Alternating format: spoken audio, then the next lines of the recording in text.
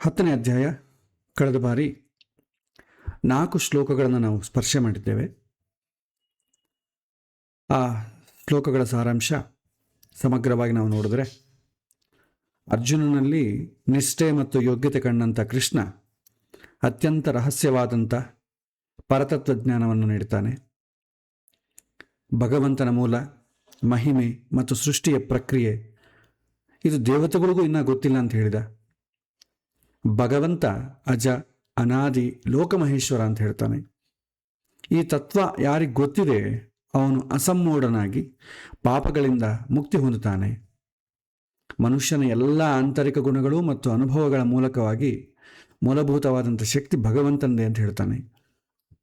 ಸಾಧಕನು ಈ ಅರಿವಿನಿಂದ ಉಪಾಸನೆ ಮಾಡಿದಾಗ ನಿಜವಾದಂಥ ಅನಂತರಸವನ್ನು ಪಡಿತಾನೆ. ಕೊನೆಯದಾಗಿ ಕೃಷ್ಣ ಹೇಳ್ತಾನೆ, ನಿನಗೆ ಬುದ್ಧಿ ಕೊಡುವವನು ನಾನು, ಜ್ಞಾನ ಕೊಡುವವನು ನಾನೇ ಅಂತ. ನಾವು ಇದ್ರ ಬಗ್ಗೆ ವಿಶ್ಲೇಷಣೆ ಮಾಡಿದ್ವಿ. ಜ್ಞಾನ ಅಂತಂದರೆ ಇನ್ಫಾರ್ಮೇಷನ್, ಒಂದು ವಸ್ತುವಿನ ಅರಿವು. ಬುದ್ಧಿ ಅಂತಂದರೆ ಏನು ಮಾಡಬೇಕು, ಏನು ಮಾಡಬಾರ್ದು, ಕಾಮನ್ ಸೆನ್ಸ್, ವಿವೇಕ ಪ್ರಜ್ಞೆ ಅಂತಂತೇವೆ. ಸೊ ಆಚಾರವಂತನಾಗಿರಬೇಕು ಅಂತ ಹೇಳೋದು ಜ್ಞಾನ. ಆದರೆ ಯಾವುದು ಆಚಾರ, ಯಾವುದು ಅನಾಚಾರ ಎನ್ನುವಂಥ ವಿವೇಕ ಪ್ರಜ್ಞೆ ಅಂತಂಬುದು ಬುದ್ಧಿ. ಈ ಬುದ್ಧಿ ಜ್ಞಾನದ ಜೊತೆಗೆ ಯಾವುದೇ ಸಂಶಯವಿಲ್ಲದೆ ಸತ್ಯವನ್ನು ತಿಳಿಸುವಂಥ ಶಕ್ತಿ, ಗ್ರಹಣ ಶಕ್ತಿ, ಅದನ್ನೇ ಅಸಮ್ಮೋಹ ಅಂತ ಕರೀತಾರೆ. ಇವು ಬದುಕಿನಲ್ಲಿ ನಮಗೆ ಆಸರಿಯಾಗಿರುವಂಥ 3 ಮುಖ್ಯ ಆಧಾರ ಸ್ತಂಭಗಳು ಅಂತ ಹೇಳಿದೆ ಕೃಷ್ಣ. ಇದರ ಜೊತೆ ಕೆಲವಿನ ಗುಣಗಳನ್ನು ಹೇಳ್ತಾನೆ. ಕ್ಷಮ, ಯಾರಾದರೂ ನಮ್ಮನ್ನು ಟೀಕೆ ಮಾಡಿದ್ರೆ, ಕಮೆಂಟ್ ಮಾಡಿದರೆ, ಈ ಟೀಕೆಯಲ್ಲಿ ನಮ್ಮನ್ನು ನಾವು ತಿದ್ದುಕೊಳ್ಳುವಂಥ ಅಂಶ ಇದ್ದರೆ ತಿದ್ದುಕೊಳ್ಳೋಣ, ಇಲ್ಲದ್ರೆ ಅದನ್ನು ಬಿಟ್ಟುಬಿಡೋಣ. ಅವರ ಮೇಲೆ ಅಸೂಯೆ ಸಾಧಿಸುವುದು ಬೇಡ ಅಂತಂಬ ಗುಣವೇ ಕ್ಷಮ. 5ನೇ ಗುಣ ಸತ್ಯ, ಪ್ರಾಮಾಣಿಕವಾಗಿ ಬದುಕೋದು. ನಮ್ಮಲ್ಲಿ ಪ್ರಾಮಾಣಿಕತೆ ಎಲ್ಲಿ ತನಕ ಬೆಳೆಯೋದಿಲ್ಲವೋ ಅಲ್ಲಿ ತನಕ ಯಾವ ಶಾಸ್ತ್ರವೂ ನಮ್ಮನ್ನು ಉದ್ಧಾರ ಮಾಡೋದಿಲ್ಲ. ಈ ಸತ್ಯ ಅಸತ್ಯದ ಡೆಫಿನಿಷನ್ ನಾವು ಹಿಂದೆ ನೋಡಿದ್ವಿ. ಸತ್ಯ ಅಂತಂದರೆ ಇದ್ದಿದ್ದಂಗೆ ಹೇಳೋದಲ್ಲ, ಇನ್ನೊಬ್ಬರಿಗೆ ಹಿತವಾಗಿರಬೇಕು, ನಮ್ಮ ಸ್ವಾರ್ಥ ಇರಬಾರ್ದು. ಇದನ್ನೇ ಸತ್ಯ ಅಂತಂತಾರೆ. ಕೆಲವೊಮ್ಮೆ ಸುಳ್ಳು ಹೇಳೋದು ಕೂಡ ಸತ್ಯವೇ ಆಗಿಬಿಡ್ತದೆ. ಅದಕ್ಕೆ ಕೃಷ್ಣನೇ ಒಂದು ಕತೆ ಕೂಡ ಹೇಳ್ತಾನೆ. ಒಬ್ಬ ಮುದುಕ ತನ್ನ ಜೀವಮಾನದಲ್ಲಿ ಸಂಪಾದನೆ ಮಾಡಿದಂಥ ಎಲ್ಲ ಸಂಪತ್ತನ್ನು ಒಂದು ಚೀಲದಲ್ಲಿ ಹಾಕ್ಕೊಂಡು ಹೋಗ್ತಾ ಇರ್ತಾನೆ. ಇದನ್ನು ಒಬ್ಬ ಕಳ್ಳ ನೋಡ್ತಾನೆ, ಇದರಲ್ಲಿ ಏನೋ ಚೀಲದಲ್ಲಿ ಏನೋ ಇರುತ್ತೆ ಅಂತ ಅಂದ್ಕೊತಾನೆ. ಅವನನ್ನು ಬೆನ್ನತ್ತಾನೆ. ಆ ಮುದುಕ ಇದನ್ನು ಇವನು ಬೆನ್ನತ್ತೋದು ನೋಡಿ ಗಮನಿಸಿ ಓಡಿ ಹೋಗಿ ಅಲ್ಲೊಂದು ಆಶ್ರಮ ಇರ್ತದೆ, ಅಲ್ಲಿ ಬಚ್ಚಿಟ್ಕೊಳ್ತಾನೆ. ಆ ಕಳ್ಳಲ್ಲಿ ಬಂದು ಅಲ್ಲೊಬ್ಬ ಮುನಿ ತಪಸ್ಸು ಮಾಡಿಕೊಳ್ತಾ ಕೂತಿರ್ತಾನೆ. ಅವನನ್ನು ಬಂದು ಕೇಳ್ತಾನೆ, ಸ್ವಾಮಿ ಇಲ್ಲೊಬ್ಬ ಮುದುಕ ಬಂದಿದ್ದ, ನೀವೇನೋ ನೋಡಿದ್ರಾ ಅಂತ ಕೇಳ್ತಾನೆ. ನಿಜವಾಗಿ ಸತ್ಯ ಹೇಳ್ಬೇಕಂದ್ರೆ ಏನು, ಹೌದು ಬಂದಿದ್ದ, ಇಲ್ಲೇ ಇದ್ದಾನೆ, ಕೋಣೆಯಲ್ಲಿದ್ದಾನೆ, ನೋಡು ಅಂತಂದ್ರೆ ಅವನ ಜೀವಕ್ಕೆ ಅಪಾಯ ಆಗ್ತದೆ. ಸತ್ಯ ಹೇಳೋದ್ರಿಂದ ಇನ್ನೊಬ್ಬರಿಗೆ ತೊಂದರೆ ಆಗ್ತದೆ. ಅದೇ ನಾನು ಬೆಳಗ್ಗಿಂದ ಯಾರು ನೋಡೇ ಇಲ್ಲಪ್ಪ, ಈ ಕಡೆ ಯಾರೂ ಬಂದೇ ಇಲ್ಲ ಅಂತಂದರೆ ಅವನ ಜೀವ ಉಳಿಯುತ್ತೆ. ಸೊ ಜೀವ ಉಳಿಯೋದಕ್ಕೋಸ್ಕರ ಹೇಳುವಂಥ ಸತ್ಯ ಅದು ಸುಳ್ಳಾದರೂ ಕೂಡ ಸತ್ಯ ಅಂತಲೇ ಹೇಳ್ತಾರೆ. ಇದು ಭಗವಂತ ಕೊಟ್ಟ ಸಂದೇಶ. ರಾಮ ತಂದೆ ಆಡಿದ ಮಾತನ್ನು ಸುಳ್ಳಾಗಬಾರದು ಅಂತೇಳಿ ಕಾಡಿಗೆ ಹೋದ, ಸತ್ಯವನ್ನು ಪರಿಪಾಲನೆ ಮಾಡಿದ. ಕೃಷ್ಣ ಸತ್ಯದ ಡೆಫಿನಿಷನ್ ನಮಗೆ ಕೊಟ್ಟ, ಸತ್ಯ ಅಂತಂದರೆ ಏನು ಅಂತ. ಸೊ ಹಾಗಾಗಿ ಪ್ರಾಮಾಣಿಕತೆ ಅಂತಂಬುದು ಬೇಕಾಗ್ತದೆ. ದಮ ಬಗ್ಗೆ ಹೇಳ್ತಾನೆ. ದಮ ಅಂತಂಬ ಗುಣ ಇದು ಇಂದ್ರಿಯಗಳಿಗೆ ಸಂಬಂಧಪಟ್ಟದ್ದು. ಇಂದ್ರಿಯ ನಿಗ್ರಹ ದಮ. ಇಂದ್ರಿಯ ನಿಗ್ರಹಕ್ಕೆ ಮಾತ್ರ ಇರುವಂಥ ಸಾಧನೆ ಅಂತಂದರೆ ಭಗವಂತನಲ್ಲಿ ಶರಣಾಗತಿ. ನಮ್ಮ ಇಂದ್ರಿಯಗಳು ನಾವು ಹೇಳ್ದಂಗೆ ಕೇಳೋದಿಲ್ಲ. ಯಾಕೆ ಕೇಳೋದಿಲ್ಲ ಅಂತಂದರೆ ಪ್ರಪಂಚ ನಮ್ಮನ್ನು ಟೆಂಪ್ಟ್ ಮಾಡ್ತದೆ. ಬುದ್ಧಿ ಹೇಳ್ತದೆ ಇದು ಬೇಡ, ಇದು ತಿನ್ನಬೇಡ, ಇದು ನೋಡಬೇಡ ಅಂತ ಬುದ್ಧಿಯನ್ನು ಹೇಳ್ತದೆ. ಆದರೆ ನೋಡಬೇಡ ಅಂತಂಬೋದೇ ಬುದ್ಧಿ, ಕಣ್ಣು ಮುಚ್ಚಿ ನೋಡು ಅಂತ ಒಳಗಿಂದ ಅಂತರಂಗ ಪ್ರಜ್ಞೆ ನಮಗೆ ಆಗ್ತದೆ. ಮನಸ್ಸು ಹೇಳ್ತದೆ ಮತ್ತಷ್ಟು ನೋಡು, ಮತ್ತಷ್ಟು ತಿನ್ನು ಅಂತ ಹೇಳ್ತದೆ. ಇದು ಸ್ವಾಭಾವಿಕವಾಗಿ ಪ್ರಪಂಚದಲ್ಲಿ ಬೆಳೆಸಿಕೊಂಡಂಥ ಒಂದು ಜೀವನ ವ್ಯವಸ್ಥೆ ಹಂಗಾಗಿದೆ. ಅದಕ್ಕೂ ಹೇಳ್ತಾನೆ, ಸುಖ ದುಃಖ, ಹುಟ್ಟು ಸಾವು, ಭಯ ಕೆಚ್ಚು, ಈ ಬಗೆಯ ಎಲ್ಲ ಬಗೆಗಳು ನನ್ನಿಂದನೇ ಉಂಟಾಗ್ತವೆ. ಹೇಗೆ ಉಂಟಾಗ್ತವೆ? ಅವರವರ ಪ್ರಾರಬ್ಧ ಕರ್ಮಕ್ಕೆ ತಕ್ಕಂತೆ ಅವರ ಅನುಭವಕ್ಕೆ ಆಸುವಂಥ ಸ್ಥಿತಿ ಬರುತ್ತೆ. ಸುಖ ದುಃಖ ಎನ್ನುವುದು ದ್ವಂದ್ವ. ಜೀವನದಲ್ಲಿ ಇವೆರಡೂ ಒಟ್ಟಿಗೆ ಇರ್ತವೆ ಮತ್ತು ಒಂದರ ನಂತರ ಒಂದು ಬರ್ತವೆ. ಇದನ್ನು ನಾವು ನೋಡಿದ್ವಿ. ಸುಖಸ್ಯ ಅನಂತರಂ ದುಃಖಂ, ದುಃಖಸ್ಯ ಅನಂತರಂ ಸುಖಂ. ಯಾರಿಗೂ ಕೂಡ ಸುಖ ಇಲ್ಲದೆ ದುಃಖ ಇಲ್ಲ, ದುಃಖವಿಲ್ಲದಂಥ ಸುಖ ಇಲ್ಲ. ಇದು ನಮ್ಮ ಜೀವನದಲ್ಲಿ ಹಗಲು ರಾತ್ರಿ ಇದ್ದಂತೆ. ಈ ಸತ್ಯವನ್ನು ತಿಳಿದಾಗ ದುಃಖ ಎನ್ನುವುದು ದುರ್ಬರ ಆಗೋದಿಲ್ಲ ಅಂತ ಹೇಳ್ತಾನೆ ಕೃಷ್ಣ. ನಮ್ಮ ಜೀವನದಲ್ಲಿ ಮೇಲಕ್ಕೆ ಏರುವುದು, ಕೆಳಕ್ಕೆ ಇಳಿಯೋದು, ಇದು ಜೀವನದಲ್ಲಿ ಸಾಮಾನ್ಯ. ಯಾರಿಗೂ ಕಂಪ್ಲೀಟ್ ಸಕ್ಸಸ್ಫುಲ್ ಲೈಫ್ ಅಂತಂಬುದು ಯಾರಿಗೂ ಇರಲ್ಲ. ಒಂದು ಟೈಮಲ್ಲಿ ಸುಖ ಇತ್ತಂತಂದರೆ ಮತ್ತೆ ನೆಕ್ಸ್ಟ್ ದುಃಖ ಬಂದೇ ಬರುತ್ತೆ. ಪರ್ಮನೆಂಟಾಗಿ ಸುಖ, ಪರ್ಮನೆಂಟಾಗಿ ದುಃಖ ಯಾರಿಗೂ ಇಲ್ಲ. ಆಮೇಲೆ ಹುಟ್ಟು ಸಾವು ಎಂಬುದು ಅಷ್ಟೇ ನೈಸರ್ಗಿಕ. ನಮ್ಮಲ್ಲಿ ಜ್ಞಾನ ಇದ್ದರೆ ಅದೇ ಅಭಯ, ಇಲ್ಲದಿದ್ದರೆ ಅದೇ ಭಯ. ನೀವೆಲ್ಲವೂ ಕೂಡ ಭಗವಂತನ ಆಧೀನ ಅಂತ ಹೇಳ್ತಾನೆ. ಇಲ್ಲಿವರೆಗೆ ನಾವು ನೋಡಿದ್ವಿ ಕಳೆದ ಬಾರಿ. ಮುಂದಿನ ಶ್ಲೋಕಗಳನ್ನ ನಾವು ಮುಂದುವರಿಯೋಣ.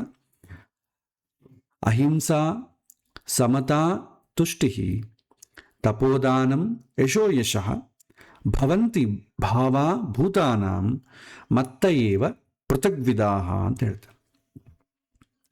ಕೃಷ್ಣ ಹೇಳ್ತಾನೆ, ಅಹಿಂಸೆ, ಸಮದೃಷ್ಟಿ, ತೃಪ್ತಿ, ತಪಸ್ಸು, ದಾನ ಅದಾನ, ಹೆಸರು ಕೆಟ್ಟ ಹೆಸರು, ಯಶಃ ಅಯಶಃ ಅಂದರೆ ಒಳ್ಳೆಯ ಹೆಸರು ಕೆಟ್ಟ ಹೆಸರು, ಇವು ನನ್ನಿಂದಲೇ ಅಂತ ತಿಳ್ಕೋ ಅಂತ ಹೇಳ್ತಾನೆ. ಅಂದರೆ ನನ್ನಿಂದಲೇ ಅಂತಂದರೆ ನಾನೇ ಕೊಡ್ತೇನೆ, ನಿಮಗೇನೂ ಸಂಬಂಧ ಇಲ್ಲ ಅಂತ ಅರ್ಥ ಅಲ್ಲ. ಕೊಡೋನು ಕೃಷ್ಣ. ಹೇಗೆ ಕೊಡ್ತಾನೆ? ಅವರವರ ಪ್ರಾರಬ್ಧ ಕರ್ಮಕ್ಕೆ ತಕ್ಕಂತೆ ಕೊಡ್ತಾನೆ. ಇಲ್ಲಿ ಅಹಿಂಸೆ ಮತ್ತು ಸಮದೃಷ್ಟಿ ತುಂಬ ವಿಶೇಷವಾದ. ಯಾಕೆಂತಂದರೆ ಹಿಂಸೆ ಕೂಡ ಕೆಲವೊಮ್ಮೆ ಏನಾಗುತ್ತೆ, ಅಹಿಂಸೆ ಆಗ್ತದೆ, ಮತ್ತು ಅಸಮಾನತೆಯೂ ಸಮಾನತೆ ಆಗ್ಬಿಡ್ತದೆ ಒಂದೊಂದ್ಸಲ. ಅದಕ್ಕಾಗಿ ಇದನ್ನು ಇಲ್ಲಿ ವಿಶೇಷವಾಗಿ ಕೃಷ್ಣ ಪ್ರಸ್ತಾವನೆ ಮಾಡಿದ್ದಾರೆ. ಮೊದಲಿಗೆ ಅಹಿಂಸೆ ಅಂತಂಬುದು ನೋಡೋಣ. ಇನ್ನೊಬ್ಬರಿಗೆ ತೊಂದರೆಯಾಗದಂತೆ ಬದುಕುವುದು ಅಹಿಂಸೆ. ಇಲ್ಲಿ ಅಹಿಂಸೆ ಅಂತ ಕೇವಲ ದೈಹಿಕವಾಗಿ ಮಾತ್ರ ಅಲ್ಲ, ಮನಸ್ಸು ಮತ್ತು ಮಾತಿನ ಮೂಲಕ ಕೂಡ ಅಹಿಂಸೆಯನ್ನು ಸಾಧಿಸಬೇಕು. ಉದಾಹರಣೆಗೆ ಒಬ್ಬರನ್ನ ಏನೋ ಒಂದು ಚುಚ್ಚು ಕಮೆಂಟ್ ಮಾಡಿದ್ವು ಅಂತ ತಿಳ್ಕೊಳ್ಳಿ, ಹಂಗಿಸೋದು, ಮಾನಸಿಕವಾಗಿ ಇನ್ನೊಬ್ಬರನ್ನು ನಿಂದಿಸೋದು ಅಥವಾ ಶಾಪ ಹಾಕುವುದು, ಇದೆಲ್ಲ ಕೂಡ ಹಿಂಸೆ ಕೆಳಗೆ ಬರುತ್ತೆ. ಕೆಲವೊಮ್ಮೆ ಹಿಂಸೆಯ ಅಹಿಂಸೆ ಆಗ್ಬಿಡ್ತದೆ. ಉದಾಹರಣೆಗೆ ಯಾವುದೋ ಒಂದು ಕೆಟ್ಟ ಮನುಷ್ಯ ಇರ್ತಾನೆ, ಕಳ್ಳ ಇರ್ತಾನೆ, ಅವನು ಸಮಾಜದಲ್ಲಿ ಪಾಪ ಎಲ್ಲರಿಗೂ ತೊಂದರೆ ಕೊಡ್ತಾ ಇರ್ತಾನೆ. ಅಥವಾ ಮನುಷ್ಯ ಬೇಡ, ಒಂದು ಹುಲಿ ತಗೊಳ್ಳಿ, ಒಂದು ಕಾಡಿನಲ್ಲಿರಬೇಕಾದಂಥ ಹುಲಿ ಊರಿನೊಳಗೆ ಬಂದ್ಬಿಡ್ತದೆ. ಈಗ ಅದನ್ನು ಕೊಲ್ಲದೇ ಇದ್ದರೆ ಅದು ಉಳಿದ ಎಲ್ಲ ಮನುಷ್ಯನ ಕೊಲ್ತಾ ಹೋಗ್ತದೆ. ಹಾಗಾಗಿ ಹೆಚ್ಚು ಜನನ ಉಳಿಬೇಕು ಅಂತಂದರೆ ಇದೊಂದು ಸಾಯ್ಬೇಕು ಅಂತ ಒಂದು ಹುಲಿಯನ್ನು ಕೊಲ್ಲೋದು ಕೂಡ ಅದು ಅಹಿಂಸೆ ಕೆಳಗೆ ಬರುತ್ತೆ. ಇದು ಡೆಫಿನಿಷನು ದೇಶ ಕಾಲ ಪರಿಸ್ಥಿತಿಗಳ ಅನುಗುಣವಾಗಿ ಚೇಂಜ್ ಆಗುತ್ತೆ. ಧರ್ಮ ಯಾವುದು ಫಿಕ್ಸ್ ಆಗಿರಲ್ಲ, ಇದು ಹೀಗೆ ಇದು ಧರ್ಮ ಅಂತ ಒಂದು ಡಿಫಾಲ್ಟ್ ಆಗಿ ಹೇಳಲಿಕ್ಕೆ ಬರೋದಿಲ್ಲ, ಬದಲಾಗತ್ತೆ. ಅದಕ್ಕೆ ಹೇಳ್ತಾರೆ ನಮ್ಮ ಶಾಸ್ತ್ರಕಾರರು, ಇಂಟೆನ್ಷನ್ ಪರ್ಫೆಕ್ಟ್ ಆಗಿದ್ದರೆ ಕಾಲಕ್ಕೆ ತಕ್ಕಂತೆ ನಾವು ಒಂದು ಧರ್ಮ ಆಗಲಿ ಅಧರ್ಮ ಆಗಲಿ ಆ ತನ್ನ ಸ್ಥಾನ ಆದಾಗ ನಮಗೆ ಅದ್ರಿಗೆ ಲೇಪ ಆಗೋದಿಲ್ಲ ಅಂತ ಹೇಳ್ತಾರೆ. ಕೆಲವೊಮ್ಮೆ ಕೆಟ್ಟದನ್ನೇ ಮಾಡಬೇಕಾಗತ್ತೆ, ಫೋರ್ಸ್ ಮಾಡಬೇಕಾಗತ್ತೆ. ಆದರೆ ನಮ್ಮ ಇಂಟೆನ್ಷನ್ ಕರೆಕ್ಟ್ ಆಗಿತ್ತು ಅಂದ್ಕೊಳ್ಳಿ, ಅದರ ಹೊಣೆಗಾರರು ನಾವು ಆಗೋದಿಲ್ಲ ಅಂತ ಹೇಳ್ತಾರೆ. ನಾವು ನಮ್ಮ ಮಾತಿನಿಂದ, ಕೃತಿಯಿಂದ ಮತ್ತು ಮನಸ್ಸಿನಿಂದ ಇನ್ನೊಬ್ಬರಿಗೆ ಹಿಂಸೆಯಾಗಂತೆ ನಡ್ಕೊಳ್ಳಬೇಕು ಅಂತಂಬುದು ಈ ಅಹಿಂಸಾ ಅಂತಂಬ ಗುಣ ಹೇಳ್ಕೊಡ್ತದೆ. ಮತ್ತೊಂದು ಗುಣ ಸಮದೃಷ್ಟಿ, ಸಮತಾ ಅಂತ ಹೇಳ್ತಾರೆ. ಇಲ್ಲಿ ಸಮದೃಷ್ಟಿ ಅಂತಂದರೆ ಎಲ್ಲರನ್ನೂ ಒಂದೇ ರೂಪವಾಗಿ ಸಮಾನವಾಗಿ ನೋಡೋದು ಅಂತ ಅರ್ಥ ಅಲ್ಲ. ಇಲ್ಲಿ ಇದು ಯೋಗ್ಯತೆಗೆ ಅನುಗುಣವಾದಂಥ ಸಮದೃಷ್ಟಿ. ಈ ಸಮದೃಷ್ಟಿ ಅಂತ ನಾವು ಇವತ್ತು ತೊಗೊಂಡ್ಬಿಟ್ರೆ, ಒಂದು ಶಾಲೆಯಲ್ಲಿ ಚೆನ್ನಾಗಿ ಓದುವಂಥ ಬರೆಯುವಂಥ ವಿದ್ಯಾರ್ಥಿ ಇದ್ದಾನೆ, ಮತ್ತು ಏನೂ ಓದದಂಥ ಹಾಳು ಹರಟೆಗಳನ್ನು ಮಾಡುವಂಥ ವಿದ್ಯಾರ್ಥಿ ಇದ್ದಾನೆ. ಇಬ್ಬರಿಗೂ ಸಮಾನತ್ವ ಅಂದರೆ ಏನು ಮಾಡಬೇಕು? ಇಬ್ಬರಿಗೂ ಒಂದೇ ಥರ ಸಮಾನವಾಗಿ ಮಾರ್ಕ್ಗಳು ಹಾಕುವುದು ಸಮಾನತೆ ಅಲ್ಲ. ಯಾವುದೇ ದ್ವೇಷ ಇಲ್ಲದೆ, ಶತ್ರು ಮಿತ್ರ ಸ್ಥಳೀಯ ಪರಕೀಯ ಎನ್ನುವ ಭೇದ ಇಲ್ಲದೆ ಅವರವರ ಯೋಗ್ಯತೆಗೆ ತಕ್ಕಂತೆ ಅಂಕ ವಿತರಣೆ ಮಾಡೋದೇ ಸಮಾನತೆ. ಅವನು ಯಾರ ಮಗನಾಗಿದ್ರೆ ನನಗೇನು, ಅವನು ಬರೆದಿದ್ದಕ್ಕೆ ನಾನು ಮಾರ್ಕ್ ಹಾಕ್ತೇನೆ, ಇದು ಸಮಾನತೆ. ಸಿಸ್ಟಮ್ ಒಂದೇ ಥರ ಇರಬೇಕು. ಜನಗಳನ್ನು ಒಂದೇ ಥರ ನೋಡೋದಲ್ಲ, ಅವರ ಮಾಡಿದಂಥ ಕೆಲಸಗಳನ್ನು ಸ್ವಾರ್ಥ ಇಲ್ಲದೆ, ಯಾರು ನಮ್ಮ ಪೈಕಿಯವನಲ್ಲ ಬೇರೆಯವನಲ್ಲದೆ ಸಮಾನವಾಗಿ ಅವರವರ ಯೋಗ್ಯತೆ ಏನಿದೆ ಅದಕ್ಕೆ ತಕ್ಕಂತೆ ಅವರಿಗೆ ಅವಕಾಶ ಕೊಡೋದನ್ನೇ ಸಮಾನತೆ ಅಂತೇವೆ. ಯಾರನ್ನು ಹೇಗೆ ನೋಡಬೇಕು ಅವರನ್ನು ಹಾಗೆಯೇ ನೋಡುವುದು. ತಂದೆಯನ್ನು ತಂದೆಯಂತೆ, ತಾಯಿಯನ್ನು ತಾಯಿಯಂತೆ, ಗುರುವನ್ನು ಗುರುವಂತೆ, ಹೀಗೆ ಯಾರು ಸಮಾನರೋ ಅವರನ್ನು ಸಮಾನವಾಗಿ ಗೌರವಿಸುವುದೇ ಸಮದೃಷ್ಟಿ. ಇದು ನಾವು ನಮ್ಮ ಈ ತಪ್ಪಾಗಿ ನಾವು ಅರ್ಥ ಮಾಡಿಕೊಳ್ಬಿಡ್ತೇವೆ. ನಮಗಿರುವಂಥ ವಿದ್ಯಾರ್ಥಿಗಳ ದಶೆಯಿಂದ ಮಕ್ಕಳ ಮೇಲೆ ಅಸಮಾನತೆ ಹೆಚ್ಚಿತ್ತು. ಪಾಪ ಚೆನ್ನಾಗಿ ಓದ್ತಾನೆ ಹುಡುಗ, ತುಂಬ ಚೆನ್ನಾಗಿ ಬ್ರಿಲಿಯಂಟ್ ಹುಡುಗ, ಆದರೆ ಯಾವುದೋ ಒಂದು ರಿಸರ್ವೇಷನ್ ಸಿಸ್ಟಮಿಂದ ಅವನು ಓದಿದ್ರೂ ಕೂಡ ಅವನಿಗೆ ಅವಕಾಶ ಇಲ್ಲದೆ ಮಾಡಿಬಿಡ್ತೇವೆ ನಾವು. ಒಬ್ಬನು ಏನೂ ಓದೋದಿಲ್ಲ, ಸುಮ್ಮನೆ ಜಸ್ಟ್ ಪಾಸ್ ಆಗ್ತಾನೆ, ಆದರೆ ಅವನು ರಿಸರ್ವೇಷನ್ ಕ್ಯಾಂಡಿಡೇಟ್ ಅಂತೇಳಿ ಅವನ ಎತ್ತಿ ಮೇಲೆ ಕೂಡಿಸ್ತೇವೆ. ಇದು ಸಮಾನತೆ ಆಗೋದಿಲ್ಲ. ಏಕೆಂದರೆ ಕೆಲವೊಮ್ಮೆ ಅನಾಹುತಗಳಾಗ್ತದೆ. ಒಬ್ಬ ಕೆಟ್ಟ ಅವ್ನಿಗೆ ಏನೂ ಬರದೇ ಇದ್ದವನು ಅವನ ಮೇಲೆ ಕತ್ತಿ ಕೂಡಿಸಿ ಅವನು ಇಂಜಿನಿಯರ್ ಆಗಿ ಮಾಡಿಸಿ ಏನು ಮಾಡ್ತಾನೆ, ಅವನು ಬ್ರಿಡ್ಜ್ ಕಟ್ಟೋ ಕಾಲಕ್ಕೆ ಬಿದ್ದೋಗ್ತದೆ.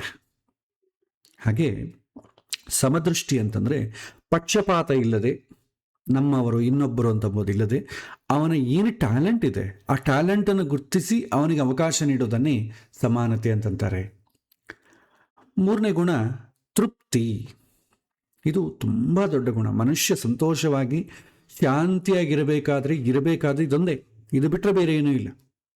ಮನುಷ್ಯನ ಎಲ್ಲ ದುಃಖಗಳಿಗೆ ಮುಖ್ಯ ಕಾರಣ ಏನು? ಅತೃಪ್ತಿ, ಡಿಸ್ಸ್ಯಾಟಿಸ್ಫ್ಯಾಕ್ಷನ್. ಇಂದಿನ ಸಮಾಜದಲ್ಲಿ ನಮ್ಮ ಮನೆಯಲ್ಲಿ ನಮಗೆ ಅಗತ್ಯಕ್ಕೆ ಬೇಕಾದಷ್ಟು ಇದ್ದರೂ ಕೂಡ ಯಾವುದೋ ಮಾಧ್ಯಮದಲ್ಲಿ ಬರುವಂಥ ಅಡ್ವರ್ಟೈಸ್ಮೆಂಟ್ಗೆ ಮರಳಾಗಿ, ಅಥವಾ ಪಕ್ಕದ ಮನೆಯವರು ತೊಗೊಂಡಿದ್ದಾರೆ ಅವರು ನಾನು ತೊಗೊಳ್ಳೋದ್ರೆ ಹೇಗೆ, ಸ್ಟೇಟಸ್ ಮೇಂಟೈನ್ ಮಾಡೋದು, ಸದಾ ಅತೃಪ್ತಿಯಲ್ಲಿ ನಾವು ಬದುಕ್ತೇವೆ. ಕೆಲಸ ಇಲ್ಲದಾಗ ಕೆಲಸದ ಆಶೆ ಇರ್ತದೆ, ನಂತರ ಎಷ್ಟು ಸಂಬಳ ಬಂದರೂ ಕೂಡ ಅಲ್ಲಿ ಅತೃಪ್ತಿ ಕಾಡ್ತಾ ಇರುತ್ತೆ. ಏನೂ ಇಲ್ಲದಾಗ ಭಗವಂತನನ್ನು ಬೇಡಿಕೊಡ್ತೇವೆ, ದೇವರೇ ಒಂದೇನೋ ಒಂದು ಉದ್ಯೋಗ ಕೊಡು, ಮಾನವ ಬದುಕ್ತೇನೆ, ಎಷ್ಟು ದಿನ ಅಮ್ಮ ಅಪ್ಪನಿಗೆ ಭಾರವಾಗಿ ಜನಗಳಿಗೆ ತೊಂದರೆ ಕೊಡ್ತಾ ಜೀವನ ಮಾಡಲಿ.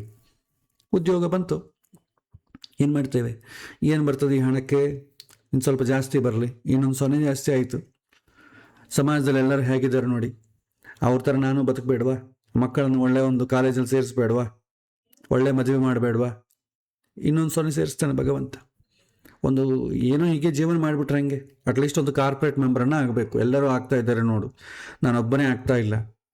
ಹೀಗೆ ಮನುಷ್ಯನ ಬಯಕೆಗಳು ಏರ್ತಾ ಹೋಗ್ತದೆ. ಅದಕ್ಕೆ ಶಾಸ್ತ್ರಕಾರ ಏನು ಹೇಳ್ತಾರೆ, ಇದು ಹೆಂಗೆ ಅಂತಂದರೆ, ಬೆಂಕಿ ಇರುತ್ತೆ, ಅದನ್ನು ಉರಿಯುವ ಬೆಂಕಿಯನ್ನು ನೀವು ಶಾಂತಗೊಳಿಸಬೇಕು ಅಂತಂದರೆ ಏನು ಮಾಡ್ಬೇಕು, ನಾವು ನೀರನ್ನು ಒಯ್ಬೇಕು, ಅಥವಾ ಯಾವುದೋ ಒಂದು ಇರ್ತವೆ ಗ್ಯಾಸ್ ಇರ್ತದೆ ಅದನ್ನು ಸ್ಪ್ರೇ ಮಾಡಬೇಕು, ಫೈರ್ ಎಕ್ಸ್ಟಿಂಗ್ವಿಷರ್ ಇರ್ತಿರ್ತವೆ, ಅದು ಶಾಂತಗೊಳ್ತದೆ.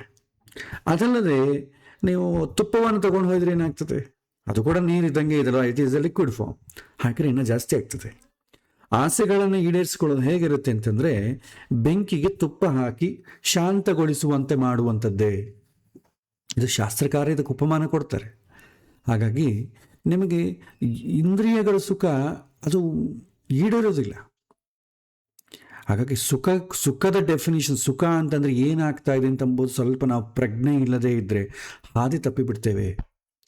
ಸಮಾಜದಲ್ಲಿ ಎಲ್ಲರ ಜೊತೆ ಎಲ್ಲರ ಥರ ನಾವಿರಬೇಕು ಅಂತಂಬೋದೇನೋ ನಿಜ, ಆದರೆ ಅದರ ಕಾನ್ಸಿಕ್ವೆನ್ಸಸ್ಗೂ ನಾವು ಫೇಸ್ ಮಾಡಬೇಕಾಗತ್ತೆ.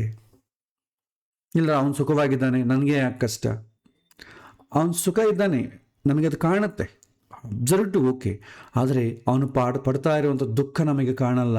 ಅದನ್ನು ಆಕ್ಸೆಪ್ಟ್ ಮಾಡಲಿಕ್ಕೆ ನಾವು ಸಿದ್ಧರಾಗಿರ್ತೀವ? ಇರೋದಿಲ್ಲ. ಸುಖ ಎಷ್ಟು ಬರುತ್ತೋ ದುಃಖದ ಇಂಟೆನ್ಸಿಟಿ ಕೂಡ ಅಷ್ಟೇ ಇರುತ್ತೆ. ಅದು ನಂತರ ಅದರ ಕಾನ್ಸಿಕ್ವೆನ್ಸ್ ತೋರಿಸಿಕೊಳ್ಳುತ್ತೆ. ಆದರೆ ನಾವು ಸುಖಕ್ಕೆ ಮಾತ್ರ ಪ್ರಿಪೇರ್ ಆಗ್ತೀವಿ, ದುಃಖ ಬೇಡ ಅಂತಂತೇವೆ. ಅದಕ್ಕೆ ಜೀವನ ಏನಾಗುತ್ತೆ, ಅತೃಪ್ತಿಮಯ ಆಗ್ತದೆ. ಅತೃಪ್ತಿ ಕಾಡ್ತಾ ಇದ್ದರೆ ಮನುಷ್ಯ ಯಾವಾಗೂ ಕೂಡ ಪಾರಮಾರ್ಥಿಕ ಧರ್ಮಕ್ಕೆ ಬರೋದಿಲ್ಲ. ಯಾಕೆಂದರೆ ನಿಮಗೆ ಆಧ್ಯಾತ್ಮಿಕ ಜೀವನ ಬರಬೇಕು ಅಂತಂದ್ರೇ ಲೌಕಿಕ ಜೀವನದಲ್ಲಿ ಒಂದು ಲೈನ್ ಹಾಕಬೇಕು. ಪೂರ್ತಿಯಾಗಿ ಬಿಟ್ಬಿಡು ಅಂತ ಯಾರು ಹೇಳಲ್ಲ, ಇನ್ನು ಇಷ್ಟುವರೆಗೂ ಸಾಕು ಅಂತ ಒಂದು ಲೈನ್ ಹಾಕಿರಬೇಕು. ಆ ಲೈನ್ ಹಾಕದಿದ್ರೆ ಏನಾಗುತ್ತೆ, ಅತೃಪ್ತಿ ಜಾಸ್ತಿ ಆಗ್ತದೆ. ಭಗವದ್ಗೀತೆ ಬೆಳಗ್ಗೆ ಒಂದು ತಾಸು ಪಾರಾಯಣ ಮಾಡಿಬಿಡೋಣ, ಅದನ್ನು ಅರ್ಥವನ್ನು ತಿಳ್ಕೊಂಡ್ಬಿಡೋಣ, ಒಂದು ಪ್ರವಚನ ಕೇಳೋಣ. ಉಳಿದ ಸಮಯ ಏನು ಮಾಡ್ತೇವೆ, ದುಡ್ಡು ಸಂಪಾದನೆ ಹೇಗೆ ಮಾಡಬೇಕು ಅಂತ ನೋಡ್ತಾ ಕೂತಿರ್ತೇವೆ. ಸಂಪಾದನೆ ಅಂತಂಬೋದು ಮನುಷ್ಯ ಧರ್ಮ ಮಾಡಲೇಬೇಕು. ಯಾರೂ ಕೂಡ ಸಂಪಾದನೆ ಮಾಡಬಾರ್ದು ಅಂತ ಯಾರು ಹೇಳಲ್ಲ, ಶಾಸ್ತ್ರವೇ ಹೇಳುತ್ತೆ. ಆದರೆ ನಮ್ಮ ರಿಕ್ವೈರ್ಮೆಂಟ್ ಏನಿದೆ, ಎಷ್ಟುವರೆಗೂ ನಾವು ಸಂಪಾದನೆ ಮಾಡಿದರೆ ನಮ್ಮ ರಿಕ್ವೈರ್ಮೆಂಟ್ಸ್ ಈಡೇರುತ್ತೆ. ಆ ರಿಕ್ವೈರ್ಮೆಂಟ್ಸ್ ಹೇಗಿರಬೇಕು, ನನ್ನ ಫ್ಯೂಚರ್ ಲೈಫನ್ನು ಡಿಸ್ಟರ್ಬ್ ಮಾಡದೇ ಇರುವಂಥ ಹಣ ಆಗಿರಬೇಕು. ಕೆಲವೊಂದು ಸುಖ ಜಾಸ್ತಿ ಆದರೆ ಏನಾಗುತ್ತೆ, ಅದೇ ನಿಮಗೆ ದುಃಖ ಕೊಡುತ್ತೆ. ಯಾವುದೇ ವಸ್ತು ಆಗಲಿ ಒಂದು ಲೆವೆಲ್ ಅವ್ರಿಗೆ, ಆ ಲೆವೆಲ್ಗಿಂತಲೂ ಮೀರಿ ಅಂದ್ಕೊಳ್ಳಿ, ನೀವು ಯಾವುದು ಕೊಡದೆ ಅದೇ ದುಃಖ ಕೊಡುತ್ತೆ. ಎಕ್ಸಾಂಪಲ್, ತಾಯಿ ಮಗ ಒಂದು ಪ್ರೀತಿ ನೋಡಿ, ತಾಯಿ ಮಗ ಪ್ರೀತಿ ಚೆನ್ನಾಗಿರುತ್ತೆ, ಅದಕ್ಕೆ ಸಾಟಿಯಾದಂಥ ಪ್ರೀತಿ ಜಗತ್ತಿನಲ್ಲಿಲ್ಲ. ಆದರೆ ಅದು ಲಿಮಿಟೆಡ್ ಆಗಿರಬೇಕು, ಅನ್ಕಂಡೀಷ್ನಲ್ ಆಗಿರಬೇಕು. ಕಂಡೀಷ್ನಲ್ ಆಗಿಬಿಟ್ರೆ ಏನಾಗ್ತದೆ, ಅದೇ ದುಃಖ ಕೊಡುತ್ತೆ. ತಾಯಿ ಮಗನ ಬಿಟ್ಟಿರ್ಲಿಕ್ಕಾಗೋದಿಲ್ಲ ಅಂತಂದರೆ ಮಗ ಶಾಲೆಗೆ ಹೋಗ್ಲಿಕ್ಕಾಗೋದಿಲ್ಲ. ಮಗ ತಾಯಿನ ಬಿಟ್ಟಿರ್ಲಿಕ್ಕಾಗಲ್ಲ ಅಂತಂದರೆ ಓದ್ಕೊಳ್ಳಿಕ್ಕೆ ಬೇರೆ ಊರಿಗೆ ಹೋಗಿ ಆಗೋದಿಲ್ಲ. ಯಾಕೆಂತಂದರೆ ಅವನಿಗೆ ಪುಸ್ತಕದ ಎದುರು ತಾಯಿಯೇ ಕಾಣ್ತಾನೆ. ಜೀವನದಲ್ಲಿ ಉದ್ಧಾರ ಆಗೋದು ಹೇಗೆ? ಹುಟ್ಟಿದಾಗಿಂದ ಸಾಯೋವರೆಗೂ ತಾಯಿ ತಾಯಿ ಅಂತ ಇದ್ದುಕೊಂಡ್ರೆ ಜೀವನ ಉದ್ಧಾರ ಆಗೋದಿಲ್ಲ. ತಾಯಿ ಎಷ್ಟು ಪ್ರೀತಿ ಮಾಡಿದರೂ ಕೂಡ ಎಂದೋ ಒಂದಿನ ತಾಯಿ ಮಗನನ್ನು, ಮಗ ತಾಯಿಯನ್ನು ಕಳಿಸಿಕೊಳ್ಳಬೇಕಾದ್ದೆ. ಏನಾಗ್ತದೆ ಅಲ್ಲಿ? ದೊಡ್ಡ ದುಃಖ ಆಗ್ತದೆ. ಎಷ್ಟು ಸುಖದ ಇಂಟೆನ್ಸಿಟಿ ಬಯಸ್ತೀವೋ ಅದಷ್ಟೇ, ಇಲ್ಲ ಅದಕ್ಕನ್ನ ಜಾಸ್ತಿ, ಒಂದು ಪಟ್ಟು ಜಾಸ್ತಿನೇ ದುಃಖ ಬರುತ್ತೆ. ಸುಖವನ್ನು ಒಂದೇ ಅನುಭವಿಸ್ತಾ ಇದ್ದೀವಿ ಅಂತಂಬೋ ಮನುಷ್ಯ ಭೂಮಿಯಲ್ಲಿ ಇಲ್ಲ. ಸುಖ ಒಂದೇ ಅನುಭವಿಸೋರು ಯಾರು ಅಂತಂದ್ರೆ ದೇವತೆಗಳು ಮಾತ್ರ. ಆದರೂ ಕೂಡ ಅತೃಪ್ತಿ ಇರುತ್ತೆ ಅವರಿಗೆ. ದೇವತೆಗಳಲ್ಲಿ ಕೂಡ ಸುಖ ಪಡೆಯೋ ಕಾಲಕ್ಕೆ ಇನ್ನಿಷ್ಟು ಬೇಕು, ಇಷ್ಟೇನಾ, ಇರೋದು ಕಳೆದುಕೊಳ್ತೀವಂತ ಭಯ ಇರುತ್ತೆ. ಇಂದ್ರನಿಗೆ ಸ್ವರ್ಗ ಸುಖಗಳನ್ನು ಅನುಭವಿಸಿದ್ರು ಕೂಡ ಯಾರಾದರೂ ಈ ಪದವನ್ನು ಕಿತ್ಕೊಂಡು ಹೋಗ್ತಾರೆ ಅಂತ ಭಯ ಇದೆ. ಪ್ರಾಣಿಗಳಲ್ಲಿ ಅವುಗಳಿಗಿರೋದು ಕೇವಲ ದುಃಖ ಮಾತ್ರವೇ. ಆದರೆ ಇನ್ನೊಂದು ಪ್ರಾಣಿ ನನ್ನ ಕೊಲ್ಲುತ್ತೆ ಅಂತ ಎಚ್ಚರ ಕೂಡ ಇಲ್ಲಂಗೆ ಜೀವನ ಮಾಡ್ತಾ ಇರುತ್ತೆ. ಅದೊಂದು ಸುಖ. ದುಃಖ ಅನುಭವಿಸುವಂಥವ್ರಿಗೂ ಸುಖ ಇದೆ, ಸುಖ ಅನುಭವಿಸುವಂಥವ್ರಿಗೂ ದುಃಖ ಇದೆ. ಇದೆರಡು ಸಮಾನವಾಗಿ ಯಾರಿಗೆ ಇರುತ್ತೆ ಅಂದರೆ ಮನುಷ್ಯನಿಗಿರುತ್ತೆ, ಮನುಷ್ಯ ಪ್ರಾಣಿಗೆ. ಹಾಗಾಗಿ ನಾವು ಪ್ರಿಪೇರ್ ಆಗಿಬಿಡ್ಬೇಕು. ಆದರೆ ತೃಪ್ತಿ ಅಂತ ಕಾನ್ಸೆಪ್ಟ್ ಎಲ್ಲಿ ಬರುತ್ತೆ ಅಂತಂದ್ರೆ, ನಿಮಗೆ ಎಷ್ಟು ಬೇಕು ಅಂತಿರುತ್ತೆ ಅಷ್ಟಕ್ಕೆ ಪ್ರಯತ್ನ ಮಾಡಿ ಅದು ಪಡೆದ ಮೇಲೆ ಸಾಕು ಅಂತ ಇದ್ಬಿಟ್ರೆ ಅದೇ ತೃಪ್ತಿ. ಇದು ಹೊಟ್ಟೆಯ ವಿಷಯದಲ್ಲಿ ಬಿಟ್ಟರೆ ಬೇರೆ ಎಲ್ಲೂ ಕೂಡ ಈ ತೃಪ್ತಿ ಕಾಣಲಿಕ್ಕೂ ಬರಲ್ಲ. ಅದು ಕೂಡ ಕೆಲವಿನ ಸಮಯ ಮಾತ್ರವೇ. ಒಳ್ಳೆ ಊಟ ಮಾಡಿದೆ ಅಂದ್ಕೊಳ್ಳಿ, ಹಬ್ಬ ಇನ್ನು ಸಾಕು, ಇನ್ನು ತಿನ್ನಬಾರ್ದು ಅನ್ಸುತ್ತೆ. ಎಷ್ಟು ಹೊತ್ತು ಮತ್ತೆ ಹಸುವು ಆಗೋಷ್ಟವರೆಗೆ ಮತ್ತೆ ಶುರುವಾಗುತ್ತೆ ಗಲಾಟೆ. ಪ್ರತಿಯೊಂದು ಇಂದ್ರಿಯಕ್ಕೂ ಅದು ಬರುವಂಥ ಸುಖಕ್ಕೂ ಒಂದು ವ್ಯಾಲಿಡಿಟಿ ಇದೆ. ಆ ಸುಖ ಎಷ್ಟುವರೆಗೂ ಇರುತ್ತೆ ಅಂತಂಬೋದು ನಿಮ್ಮದು ಒಂದು ಕ್ಯಾಲ್ಕುಲೇಷನ್ ಇದೆ. ಅದು ಆರ್ಡರ್ ನೋಡಿಕೊಂಡ್ರೆ ನಮಗೆ ಇಂದ್ರಿಯಗಳಲ್ಲಿ 5 ಇಂದ್ರಿಯಗಳಿದೆ. ಕಣ್ಣು, ಕಿವಿ, ನಾಲಿಗೆ, ಆಮೇಲೆ ಮೂಗು, ನಾಲಿಗೆ ಮತ್ತು ಚರ್ಮ, ತೋಳು, 5 ಇಂದ್ರಿಯಗಳಿದೆ. ಇದು ಇದೇ ಆರ್ಡರ್, ಅಸೆಂಡಿಂಗ್ ಆರ್ಡರ್ಲೇ ಸುಖವನ್ನು ಕೊಡ್ತಾ ದುಃಖವನ್ನು ಕೊಡ್ತಾ ಹೋಗ್ತದೆ. ಕಣ್ಣು ಅದರ ಅನುಭವ ಕೆಲವಿನ ದಿನ ಇರ್ತದೆ, ಅದರ ಸುಖ ಕಂಟೆಂಟ್ಮೆಂಟ್ ಕೊಡ್ತದೆ. ಈಗ ಸಪೋಸ್ ಯಾರನ್ನ ಮಿತ್ರನನ್ನು ಭೇಟಿ ಆಗಬೇಕು, ಎಲ್ಲೋ ಬೇರೆ ದೇಶದಲ್ಲಿದ್ದಾನೋ ಹೊರ ದೇಶದಲ್ಲಿ ಬೇರೆ ಕಡೆ ಇದ್ದಾನೆ, ಹೋಗ್ತೇವೆ, ಅವನನ್ನು ಭೇಟಿ ಆಗ್ತೇವೆ. ಭೇಟಿಯಾಗಿ ಅವನ ಜೊತೆ ಚೆನ್ನಾಗಿ ಮಾತಾಡಿ ಅನುಭವಗಳನ್ನು ಎಕ್ಸ್ಚೇಂಜ್ ಮಾಡ್ಕೊಂಡು ಬಂದ್ಬಿಡ್ತೇವೆ. ಮತ್ತೆ ನಮಗೆ ಇನ್ನೊಂದು ವರ್ಷದವರೆಗೂ ಏನು ತೊಂದರೆ ಇಲ್ಲ. ಮತ್ತೆ ನೆಕ್ಸ್ಟ್ ಇಯರ್, ಅಯ್ಯೋ 1 ವರ್ಷ ಆಯಿತು ಅವನನ್ನು ನೋಡಿ, ಅಥವಾ ತಿರುಮಲ ಭಗವಂತನ ದರ್ಶನ ಮಾಡಿ 1 ವರ್ಷ ಆಯಿತು, ಈ ವರ್ಷ ಹೋಗಲೇ ಇಲ್ಲ, ಹೋಗಿ ದರ್ಶನ ಮಾಡಿಕೊಂಡು ಬರ್ತೇವೆ. ಮತ್ತೆ ನೆಕ್ಸ್ಟ್ ಇಯರ್ವರೆಗೂ ಏನು ತೊಂದರೆ ಇಲ್ಲ, ನಾವು ಮೊನ್ನೆ ಹೋಗಿ ದರ್ಶನ ಮಾಡಿದ್ವಲ್ಲ, ಈಗಲೇ ಯಾಕೆ, ನೆಕ್ಸ್ಟ್ ಇಯರ್ ನೋಡೋಣ, ಈ ರೀತಿ ಬರ್ತದೆ. ಅಂದರೆ ವ್ಯಾಲಿಡಿಟಿ ಅಂತಂಬೋದು ನಿಮಗೆ ಇರುತ್ತೆ. ಕಣ್ಣಿನಿಂದ ನಿಮಗೆ ಬರುವಂಥ ಸುಖಕ್ಕೆ ಕೆಲ ಸಮಯ ನಿಮಗೆ ವ್ಯಾಲಿಡಿಟಿ ಇರುತ್ತೆ. ಆ ಸುಖದ ಅನುಭವ ನಿಮ್ಮಲ್ಲಿ ಹಾಗೆ ಉಳಿದಿರ್ತದೆ. ಆದರೆ ಕಣ್ಣಿನಿಂದ ಆಗುವಂಥ ಅನುಭವ ಏನಿದೆ ಆ ಇಂಟೆನ್ಸಿಟಿ ಸ್ವಲ್ಪ ಕಡಿಮೆ. ಕೇವಲ ನೀವು ನೋಡಿದ್ರೆ ಸಾಕ, ಅದನ್ನು ನೀವು ಅನುಭವ ತುಂಬ ಕಡಿಮೆ ಆಗ್ತದೆ. ಸರಿ, ಓಕೆ. ಎರಡನೇದು ಕಿವಿ. ಇದರದು ವ್ಯಾಲಿಡಿಟಿ ಸ್ವಲ್ಪ ಕಡಿಮೆ. ನಿಮ್ಗೆ ಏನಾದರೂ ಒಂದು ಒಳ್ಳೆ ವಿಷಯ ಮಾತಾಡಿದ್ರೆ ಅಂದ್ಕೊಳ್ಳಿ, ಒಂದು ಒಳ್ಳೆ ಮ್ಯೂಸಿಕ್ ಕೇಳಿದ್ರಿ, ಯಾರೋ ಮಿತ್ರನ ಜೊತೆ ಒಳ್ಳೆ ಮಾತಾಡಿದ್ರಿ, ಅದು ಎಷ್ಟೊದಕ್ಕೆ ಮಹಾ ಅಂತಂದರೆ ಮ್ಯಾಕ್ಸಿಮಮ್ 1 ಮಂತ್ ಇರ್ತದೆ. ಅವರವರ ಅನುಭವಗಳು, ಲೈಫ್ ಸ್ಟೈಲ್ನ ಹಿಡಿದು ಇದಿರ್ತದೆ. ಅದು ಮತ್ತೆ 1 ತಿಂಗಳಾಯ್ತು ಅಂದ್ಕೊಳ್ಳಿ, ಅಯ್ಯೋ ಮತ್ತೆ ಒಂದು ಕೂಡ ಮಾತಾಡಬೇಕು, ಭಾಳ ದಿನ ಆಯ್ತು ಅವನ ಜೊತೆ ಮಾತಾಡಿ, ಒಂದು ಫೋನ್ ಮಾಡುವ. ಸೊ ಈ ಥರ ಇರ್ತದೆ. ಇದದ್ದು ಕಣ್ಣಿಗಿಂತಲೂ ಸ್ವಲ್ಪ ಕಡಿಮೆ ವ್ಯಾಲಿಡಿಟಿ, ಸುಖದ ವ್ಯಾಲಿಡಿಟಿ. ಮೂರನೇದು ವಾಸನೆ. ಇದು ಇನ್ನೂ ಕಡಿಮೆ. ಒಂದು ಪರ್ಫ್ಯೂಮ್ ಸ್ಮೆಲ್ ಹಾಕ್ಕೊಂಡಿವಿ, ಎಲ್ಲೋ ಒಂದು ಕಡೆ ಒಂದು ಒಳ್ಳೆ ಜಾಗಕ್ಕೆ ಹೋಗಿ, ಒಳ್ಳೆ ಸ್ಮೆಲ್ ಇರುತ್ತೆ ಅಲ್ಲಿ. ಎಷ್ಟು ಹೊತ್ತಿರುತ್ತೆ? ನೀವು ಮ್ಯಾಕ್ಸಿಮಮ್ 1 ಡೇ ಇರ್ತೀರಷ್ಟೆ. ಆ ಪರ್ಫ್ಯೂಮ್ ಸ್ಮೆಲ್ ಕೂಡ ಒಂದು 6 ಅವರ್ಸು, ಒನ್ ಡೇ ಇರ್ಬೋದು. ಆ ಶರ್ಟ್ ಮೇಲೆ ಒಳ್ಳೆ ಪವರ್ಫುಲ್ ಆದಂಥ ನಿಮ್ಮ ಪರ್ಫ್ಯೂಮ್ ಯಾವುದನ್ನ ಬಡ್ಕೊಂಡ್ರೆ ಮ್ಯಾಕ್ಸಿಮಮ್ 1 ದಿನ ಇರ್ತದೆ, ಆಮೇಲೆ ಮತ್ತೆ ಹೊಟ್ಟೋಗ್ತದೆ. ಇದರದ್ದು ವ್ಯಾಲಿಡಿಟಿ ಇನ್ನೂ ಕಡಿಮೆ. ನಾಲಿಗೆ ತಗೊಂಡ್ರೆ ನಾಲಿಗೆಯಿಂದ ಬರುವಂಥ ಸುಖದ ವ್ಯಾಲಿಡಿಟಿ ಇನ್ನೂ ಕಡಿಮೆ. ಮ್ಯಾಕ್ಸಿಮಮ್ 4 to 5 ಅವರ್ಸ್ ಇರ್ತದೆ, ಇಲ್ಲದ್ರೆ ಅಟ್ಲೀಸ್ಟ್ ಹಾಫ್ ಡೇ ಅಂದ್ಕೊಳ್ಳಿ. ಒಂದು ಒಳ್ಳೆ ಪದಾರ್ಥವನ್ನು ತಿಂದರೆ ಸಾಕು ಅನ್ಸುತ್ತೆ, ಆದರೆ ಹಸುವಾದ ಮೇಲೆ ಮತ್ತೆ ಬೇಕು ಅನ್ಸುತ್ತೆ, ಅದೇ ರುಚಿ ಬೇಕು ಅನ್ಸುತ್ತೆ. ಅಲ್ಲಿ ತಿಂದ್ವಿ ಅಂತ ಅದೇ ಬೇಕು ನನಗೆ. ಸುಖದ ಇಂಟೆನ್ಸಿಟಿ ಜಾಸ್ತಿ, ವ್ಯಾಲಿಡಿಟಿ ತುಂಬ ಕಡಿಮೆ. ನಮ್ಮದು ಮೊಬೈಲ್ ಅಷ್ಟೇ ಅಲ್ವಾ, ನಿಮಗೆ ಬೆನಿಫಿಟ್ಸ್ ಜಾಸ್ತಿ ಇತ್ತಂದ್ರೆ ವ್ಯಾಲಿಡಿಟಿ ಕಡಿಮೆ ಮಾಡಿಬಿಡ್ತಾನೆ. ದಿನಕ್ಕೆ 10 GB ಕೊಡ್ತೇವೆ, ವ್ಯಾಲಿಡಿಟಿ 2 days ಅಂತಾನೆ, 2 ದಿನದಲ್ಲೇ ಬಳಸಿಬಿಡ್ಬೇಕು ನೀವು. ಅದೇ ದಿನಕ್ಕೆ ಒಂದು 500 MB ಕೊಡ್ತೇವೆ, ವ್ಯಾಲಿಡಿಟಿ 2 months ಅಂತ ಕೊಡ್ತಾರೆ. ಹೀಗೆ ಸೊ ನಾಲಿಗೆ ವ್ಯಾಲಿಡಿಟಿ ಸುಖ ತುಂಬ ಕಡಿಮೆ, ಆದರೆ ಇಂಟೆನ್ಸಿಟಿ ತುಂಬ ಜಾಸ್ತಿ ಇರುತ್ತೆ, ವ್ಯಾಲಿಡಿಟಿ ತುಂಬ ಕಡಿಮೆ ಇರುತ್ತೆ. ಕೊನೆಯದಾಗಿ ಅತ್ಯಂತ ಅಪಾಯವಾದಂಥದ್ದು ಚರ್ಮ ಸುಖ. ಈ ಸಂಭೋಗ ಇಂಥದ್ದೆಲ್ಲ ಮಾಡಿದ ಅನುಭವ ನೋಡಿದಾಗ ವ್ಯಾಲಿಡಿಟಿ ಇನ್ನೂ ಕಡಿಮೆ, ಅದರ ಸುಖದ ನಿಮಗೆ ಇಂಟೆನ್ಸಿಟಿ ಆಗೋದು ಕೆಲವಿನ ನಿಮಿಷಗಳ ಮಾತ್ರವೇ. ಆ ಇಂಟೆನ್ಸಿಟಿ ಇಸ್ ವೆರಿ ಹೈ. ನೀವು ಬೇರೆ ಯಾವ ಇಂದ್ರಿಯಗಳು ಕೊಡದಷ್ಟು ಸುಖ ಕೆಲವೇ ನಿಮಿಷಗಳು ಕೊಟ್ಬಿಡ್ತದೆ. ಆದರೆ ವ್ಯಾಲಿಡಿಟಿ ತುಂಬ ಕಡಿಮೆ, ಅದು ಕೆಲವಿನ ನಿಮಿಷಗಳ ಮಾತ್ರವೇ ಇರ್ತದೆ.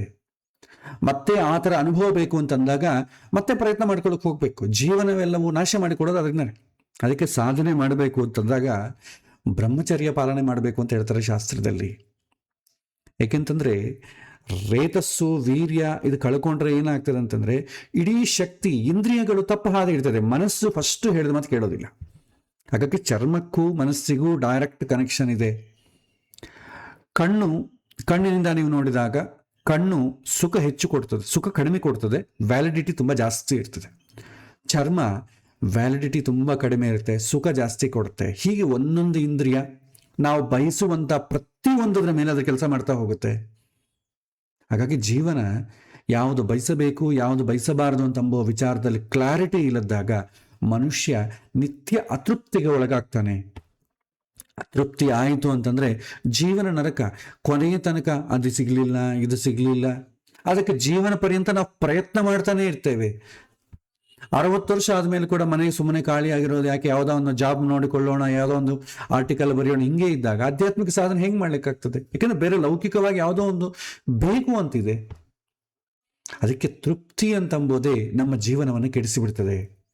ಹಾಗಾಗಿ ನಿತ್ಯ ನಾನು ನನ್ನ ಶರೀರ, ನನ್ನ ಮನಸ್ಸು, ನನ್ನ ವಾಕು, ನನ್ನ ಇಂದ್ರಿಯಗಳೇನಿದೆ ಅದು ಎಷ್ಟು ಸುಖವನ್ನು ಬಯಸುತ್ತೆ, ಅದರ ವ್ಯಾಲಿಡಿಟಿ ಏನು ಅಂತ ನಿಯಮಗಳನ್ನು ನಾವು ನೋಡಿಕೊಂಡಾಗ, ಅರ್ಥ ಮಾಡಿಕೊಂಡಾಗ ಜೀವನ ಈ ದುಃಖದಿಂದ ನಾವು ಹೊರಬರಬಹುದು, ಪ್ರಯತ್ನ ಮಾಡ್ಬೋದು. ಮುಂದೆ ಕೂಡ ಇದನ್ನ ಬಗ್ಗೆ ಭಗವಂತ ಮುಂದೆ ಹೇಳ್ತಾನೆ, ಅದನ್ನು ಕೂಡ ನಾವು ನೋಡೋಣ.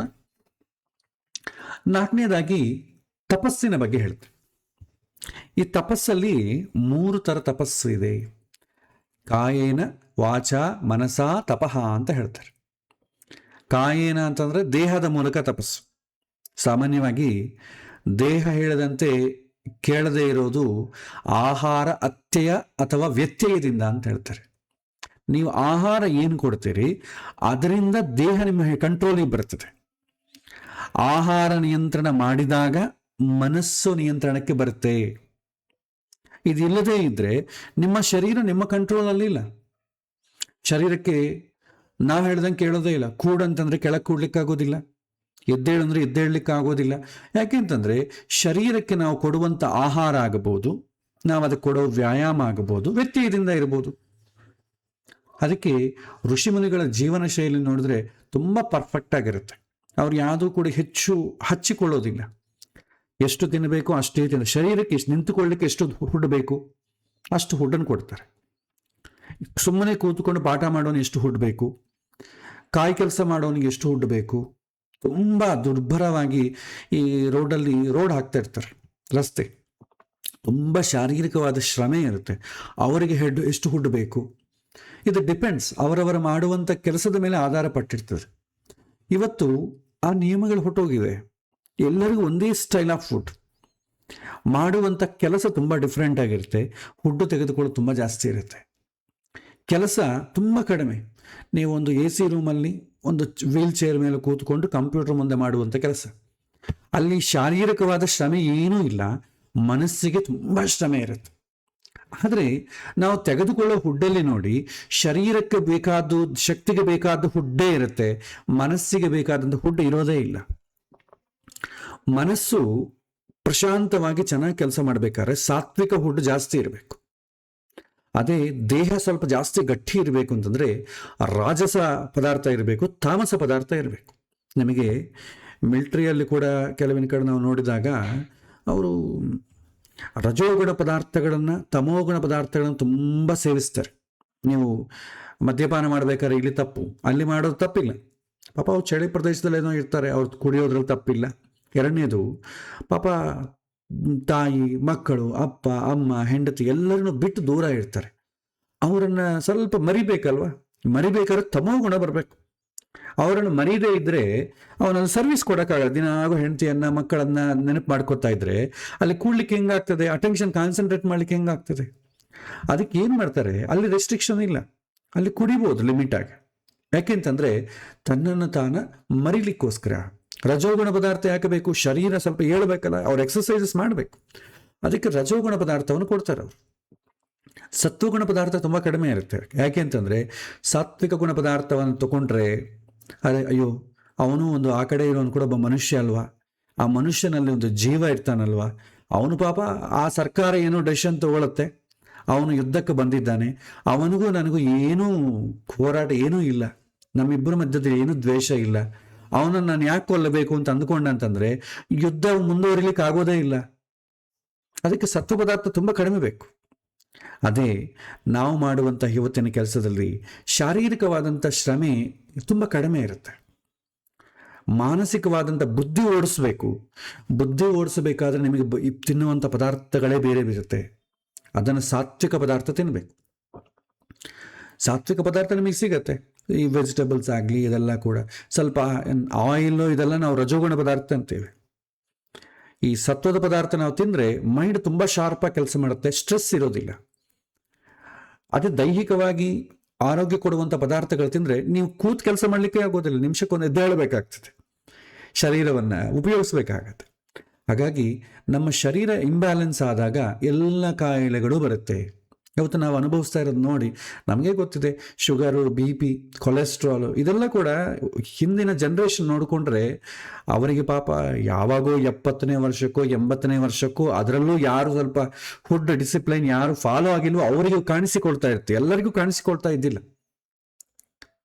ನಮ್ಮ ಅಜ್ಜಿ 93 ಇಯರ್ಸ್ ಜೀವನ ಮಾಡಿದ್ರು, ಒಂದು ಶುಗರ್ ಇಲ್ಲ, BP ಇಲ್ಲ. ನಮ್ಮ ಅಜ್ಜಿಗೆ ಈ ಕಡೆ ತಾಯಿ ಕಡೆ ಅಜ್ಜಿ ಆಗಲಿ, ತಂದೆ ಕಡೆ ಆಗಲಿ, ಯಾರಿಗೂ ಶುಗರು BP ಅಂತ ಆಗಲಿ ಅವರು ಹೋಗಿ ಟೆಸ್ಟ್ ಮಾಡಿಸಿಕೊಂಡು ಗುಳಿಗೆಗಳು ತಿಂದಿದ್ದು ನಾವು ಜೀವಮಾನದಲ್ಲಿ ನೋಡಿಲ್ಲ. ಆದರೆ ನಾವು ಇವತ್ತು ಏನು ತಿಂತೇವೆ ಪದಾರ್ಥಗಳು, ಅದಕ್ಕಿಂತಲೂ ಅವರು ಜಾಸ್ತಿ ತಿಂತಿದ್ರು. ನಾವು ಒಂದು ಸ್ಪೂನ್ ಪಾಯಸ ಹಾಕೊಂಡ್ರೆ ಅಯ್ಯೋ ಬೇಡಪ್ಪ ಶುಗರ್ ತಿನ್ನೋದಿಲ್ಲ ನಾವು ಅಂತೇವೆ. ಅವರು ಪಾಯಸಗಳು ತಂಬಿಗಳು ಕುಡಿತಿದ್ರು, ಅವ್ರಿಗೇನೂ ಆಗ್ತಿದ್ದಿಲ್ಲ. ಆಹಾರ ಅವ್ರು ತಿಂದು ಆಹಾರದಲ್ಲಿ ನಾವೇನು ತಿಂತಾ ಇಲ್ಲ, ಎಲ್ಲವನ್ನು ತಿಂತಿದ್ರು, ಹಾಗೆ ಕಷ್ಟಪಡ್ತಾ ಇದ್ರು. ಇವತ್ತು ನಾವು ತಿನ್ನೋದು ಬಿಟ್ಟಿದ್ದೇವೆ, ಕಷ್ಟಪಡೋದು ಬಿಟ್ಟಿದ್ದೇವೆ. ಆದರೆ ಯಾವ ಶರೀರಕ್ಕೆ ಎಷ್ಟು ಬೇಕೋ, ಯಾವ ಪದಾರ್ಥ ಬೇಕೋ ಅದನ್ನು ತಿನ್ನೋದು ಮರ್ತು ಬಿಟ್ಟಿದ್ದೀವಿ. ಆದ ಕಾರಣ ಶರೀರ ಹೇಳಿದ ಮಾತು ಕೇಳೋದೇ ಇಲ್ಲ. ಹಾಗಾಗಿ ಶರೀರ ಹೇಳಿದ ಮಾತು ಕೇಳಬೇಕಂದ್ರೆ ನೀವು ಡಾಕ್ಟರ್ ಹತ್ರ ಹೋಗಬೇಕೋ ಬೇಡವೋ ಅಂತಂಬೋದು ನಿಮ್ಮ ಆಹಾರ ಡಿಸೈಡ್ ಮಾಡ್ತದೆ. ನಿಮ್ಮ ಮನಸ್ಸು ಪ್ರಶಾಂತವಾಗಿರಬೇಕೋ ಬೇಡವೋ ಅಂತಂಬೋದು ನಿಮ್ಮ ಆಹಾರ ನಿಯಂತ್ರಣಕ್ಕೆ ಬರುತ್ತೆ. ಆಹಾರವನ್ನು ನಿಯಂತ್ರಣ ಮಾಡಿದಾಗ ಮನಸ್ಸು ನಿಯಂತ್ರಣೆಗೆ ಬರುತ್ತೆ. ರಜೋಗುಣ ಪದಾರ್ಥವನ್ನು ತಿಂದಾಗ ಮನಸ್ಸು ನಾನು ಧ್ಯಾನ ಮಾಡ್ತೇನೆ ಅಂದರೆ ಸಾಧ್ಯವೇ ಆಗೋದಿಲ್ಲ. ಅದೇ ಮನಸ್ಸಿಗೆ ಬೇಕಾದಂಥ ಫುಡ್ಡನ್ನು ಕೊಟ್ಟು ನೀವು ಅದನ್ನು ಧ್ಯಾನ ಮಾಡುತ್ತೇಳಿ ಖಂಡಿತ ಮಾಡ್ತದೆ. ನೀವು ಬೇರೆ ಏನು ಆಲೋಚನೆ ಮಾಡಲಿಕ್ಕೆ ಬಿಡೋದಿಲ್ಲ. ಅದು ಮನಸ್ಸು ನಿಯಂತ್ರಣದಲ್ಲಿದ್ದರೆ ದೇಹ ಸ್ಥಿರವಾಗಲು ಸಾಧ್ಯ ಆಗತ್ತೆ, ಇಲ್ಲದಿದ್ದರೆ ಹಾಗಲ್ಲ. ಇದಕ್ಕಾಗಿ ನಾನಾ ರೀತಿಯ ನಿಯಂತ್ರಣ ಸಾಧನವಾದಂಥ ವ್ರತಾನುಷ್ಠಾನಗಳು ನಾವು ಮಾಡ್ತೇವೆ. ಒಟ್ಟಿನಲ್ಲಿ ಅಹಂಕಾರ, ಅಸೂಯೆ ಪಡದೆ ಬಗ್ಗುವ ಗುಣ ಬರುವುದೇ ದೇಹದ ತಪಸ್ಸು ಅಂತ ಹೇಳ್ತಾರೆ. ಮತ್ತೆ ಇನ್ನೊಬ್ಬರಿಗೆ ಹಿತ ಎನಿಸುವಂಥ ಸತ್ಯವಾದಂಥ ಸಹಜವಾಗಿ ಮಾತಾಡೋದು, ಇದು ವಾಚಕ. ಶಾಸ್ತ್ರಗಳ ಶ್ರವಣ ಮನನ ಮಾಡಿ ನಂತರ ಸ್ವಪ್ರವಚನದಿಂದ, ಅಂದರೆ ಅಂತರಾತ್ಮದಲ್ಲಿ ನಾನು ಹೇಗಿರಬೇಕು, ಹೇಗೆ ಮಾಡಬೇಕು, ತನ್ನಲ್ಲಿ ಸ್ವಪ್ರವಚನ ಮಾಡಿಕೊಂಡು ಅಭ್ಯಾಸ ಮಾಡಿ ಅದನ್ನು ಅರಗಿಸಿಕೊಂಡು ಇನ್ನೊಬ್ಬರಿಗೆ ಪ್ರವಚನ ಮಾಡಿ ಮುಂದಿನ ತಲೆಮಾರಿಗೆ ಕೊಡುವುದೇ ವಾಚಃ ತಪಸ್ಸು. ಮಾನಸಿಕವಾಗಿ ಸದಾ ಆಳವಾದಂಥ ಚಿಂತನೆ ಮನಸಾ ತಪಸ್ಸು ಅಂತ ಹೇಳ್ತಾರೆ. ಹಿಂದಿನವರು ಈ ರೀತಿ ಆಲೋಚನೆ ಮಾಡ್ತಿದ್ರು, ತಾವು ಓದಿದ್ದೆಲ್ಲ ಕೂಡ ಅಂತರ್ಮದನ ಮಾಡ್ತಿದ್ರು. ಇವತ್ತು ನಾವು ಓದ್ತಾ ಇದ್ದೀವಿ ಅಷ್ಟೇ, ಅಂತರ್ಮಥನ ಇಲ್ಲ ನಮಗೆ. ಅದು ನಮ್ಮ ಶಿಕ್ಷಣ ವ್ಯವಸ್ಥೆಯಲ್ಲಿ ಹಾದಿ ತಪ್ಪಿಬಿಟ್ಟಿದೆ. ನಮ್ಮ ಶಿಕ್ಷಣ ಹೇಗೆ ಅಂತಂದರೆ ಅಂಕಗಳನ್ನು ಪಡೀಲಿಕ್ಕೆ ಮಾತ್ರ ಅಷ್ಟೇ ಎಜುಕೇಷನ್ ಸಿಸ್ಟಮ್. ಅಂಕಗಳನ್ನು ಪಡೆದ ಮೇಲೆ ಅದಾಗೋಯ್ತು. ಯಾರನ್ನ ಏನೋ ಕೇಳಿದೆ, that is not in my syllabus ಅಂತಾರೆ. ಅದು ಜೀವನಕ್ಕೆ ಉಪಯೋಗಿಸಿಕೊಳ್ಳಲಿಕ್ಕೆ ಅಂತಂಬೋದು ಗೊತ್ತಿಲ್ಲ. ಕೇವಲ ದುಡ್ಡು ಮಾಡಲಿಕ್ಕೆ ಏನು ಕ್ವಾಲಿಫಿಕೇಶನ್ ಬೇಕು ಅಷ್ಟು ಮಾತ್ರ ನಾವು ಮಾಡಿಕೊಡ್ತಾ ಇದ್ದೇವೆ. ಇದು ದುರಂತ. ಯಾರಿಗೂ ಕ್ಲಾರಿಟಿ ಇರ್ತಾ ಇಲ್ಲ. ಇಂಜಿನಿಯರಿಂಗ್ ಓದೋ ಕಾಲಕ್ಕೆ ಫ್ಯೂಚರಲ್ಲಿ ನಾನು ಏನು ಮಾಡಬೇಕು ಅಂತಂಬೋದು ಕ್ಲಾರಿಟಿ ಇಲ್ಲ. ಎಲ್ಲರೂ ಬೇರೆ ಬೇರೆ ಥರ ಇಂಜಿನಿಯರಿಂಗ್ ಮಾಡ್ತಾರೆ, ಕೊನೆಗೆ ಕಂಪ್ಯೂಟರ್ ಸಾಫ್ಟ್ವೇರ್ ಇಂಜಿನಿಯರ್ ಜಾಯ್ನ್ ಆಗ್ತಾರೆ. ಹೇಗೆ ಉಪಯೋಗ ಆಗುತ್ತೆ? ತಾನು ಓದಿದ್ದು ಬೇರೆ, ಕೆಲಸ ಮಾಡೋದು ಬೇರೆ. ಅವನೇನೋ ಈ ಟ್ರೈನಿಂಗ್ ಕೊಡ್ತಾನೆ ಅಂದರೆ ಏನು, ಅವನಿಗೆ ಏನು ಬೇಕೋ ಅದು ಮಾಡಿಸಿಕೊಡ್ತಾನೆ. ಒಂದು ರೀತಿಯಾದಂಥ ಬಾನಿಸ ಜೀವನ ಅಲ್ವಾ. ನಮ್ಮಿಷ್ಟಕ್ಕೆ ನಾವು ಏನು ಮಾಡಲಿಕ್ಕೂ ಬರ್ತಾ ಇಲ್ಲ. ಹಾಗಾಗಿ ಹೆದರಬೇಕಾಗತ್ತೆ. ಈತ ರಿಸೆಷನ್ ಬಂದಾಗ ನಿನ್ನನ್ನು ಕಿತ್ತಿ ಹಾಕ್ತೇವೆ ಅಂದಾಗ ಅವು ಹೆದರಬೇಕಾಗತ್ತೆ. ಯಾಕಂದರೆ ನಮಗಾಗಿ ನಾವು ಏನು ಮಾಡಿಕೊಳ್ಳಿಕ್ಕೆ ಇಲ್ಲ, ನಮ್ಮ ಟ್ಯಾಲೆಂಟ್ ಮೇಲೆ ನಮಗೇ ಗ್ರಿಪ್ ಇರೋದಿಲ್ಲ. ಈ ರೀತಿ ಆಗ್ತದೆ. ಆಮೇಲೆ ಇನ್ನೊಂದು ಗುಣ ದಾನ ಅದಾನ. ಇದಕ್ಕೆ ಎರಡು ಶಬ್ದಕ್ಕೆ, ಈ ದಾನ ಶಬ್ದಕ್ಕೆ ಅರ್ಥವೇ ಸಂಸ್ಕೃತದಲ್ಲಿ ಎರಡು ಥರ ಇರ್ತದೆ. ಒಂದು ಕೊಡುವುದು ಅಂತ ಅರ್ಥ, ಇನ್ನೊಂದು ತುಂಡರಿಸುವುದು ಅಥವಾ ಕಳೆದುಕೊಳ್ಳುವುದು ಅಂತ ಅರ್ಥ. ಎರಡೂ ಕೂಡ ದಾನದ ಕೆಳಗೆ ಬರುತ್ತೆ. ಒಂದು ದಾನವನ್ನು ಕೊಟ್ಟು ಒಂದು ನಾವು ಕಳೆದುಕೊಳ್ತೇವೆ. ಆ ಕಳೆದುಕೊಳ್ಳುವುದು ಹಣ ಅಲ್ಲ, ಮಾತ್ರವೇ ಅಲ್ಲ, ಪಾಪವನ್ನು ಕಳ್ಕೊಳ್ತೇವೆ. ಕೊಡುವುದರಿಂದ ಅದು ನಮ್ಮ ಪಾಪವನ್ನು ತುಂಡರಿಸಿದರೆ ಅದು ದಾನ ಅಂತ ಕರೀತಾರೆ. ಬದಲಿಗೆ ನಮ್ಮ ಪುಣ್ಯವನ್ನು ತುಂಡರಿಸಿದರೆ ಅದು ಅದಾನ ಅಂತಾರೆ. ಈಗ ದಾನ ಕೊಡ್ತೇವೆ, ಏನೋ ಪುಣ್ಯ ಇದೆ, ಆ ಪುಣ್ಯ ಕೂಡ ಕಳ್ಕೊತೇವೆ ಕೆಲವೊಮ್ಮೆ ದಾನವನ್ನು ಕೊಟ್ಟು. ಅಪಾತ್ರ ದಾನ ಮಾಡಿದರೆ ಯಾರಿಗೆ ಆ ದಾನದ ಎಲಿಜಿಬಿಲಿಟಿ ಇರೋದಿಲ್ಲವೋ ಅವನಿಗೆ ಅದು ಕೊಟ್ಟರೆ ಏನಾಗುತ್ತೆ, ಅವನು ದುರುಪಯೋಗ ಮಾಡಿಕೊಳ್ತಾನೆ, ಸಮಾಜಕ್ಕೆ ತೊಂದರೆ ಆಗ್ತದೆ. ಅವನ ಕಾಂಟ್ರಿಬ್ಯೂಷನ್ ಸಮಾಜಕ್ಕೆ ಆಗದೆ ತೊಂದರೆ ಕೊಡ್ತಾನೆ. ನಾವು ಏನು ದಾನ ಕೊಳ್ಳಂಗಿದ್ರೆ ಅವನ ನೆಟ್ಟಗೆ ಅವನ ಕೆಲಸ ಮಾಡ್ಕೊಳ್ತಿದ್ದ. ದಾನ ಕೊಟ್ಟು ಅವನ ಜೀವನವನ್ನು ಹಾಳು ಮಾಡ್ತೇವೆ. ಹಾಗಾಗಿ ಏನಾಗುತ್ತೆ, ನಮ್ಮ ಪುಣ್ಯ ನಾಶ ಆಗ್ತದೆ.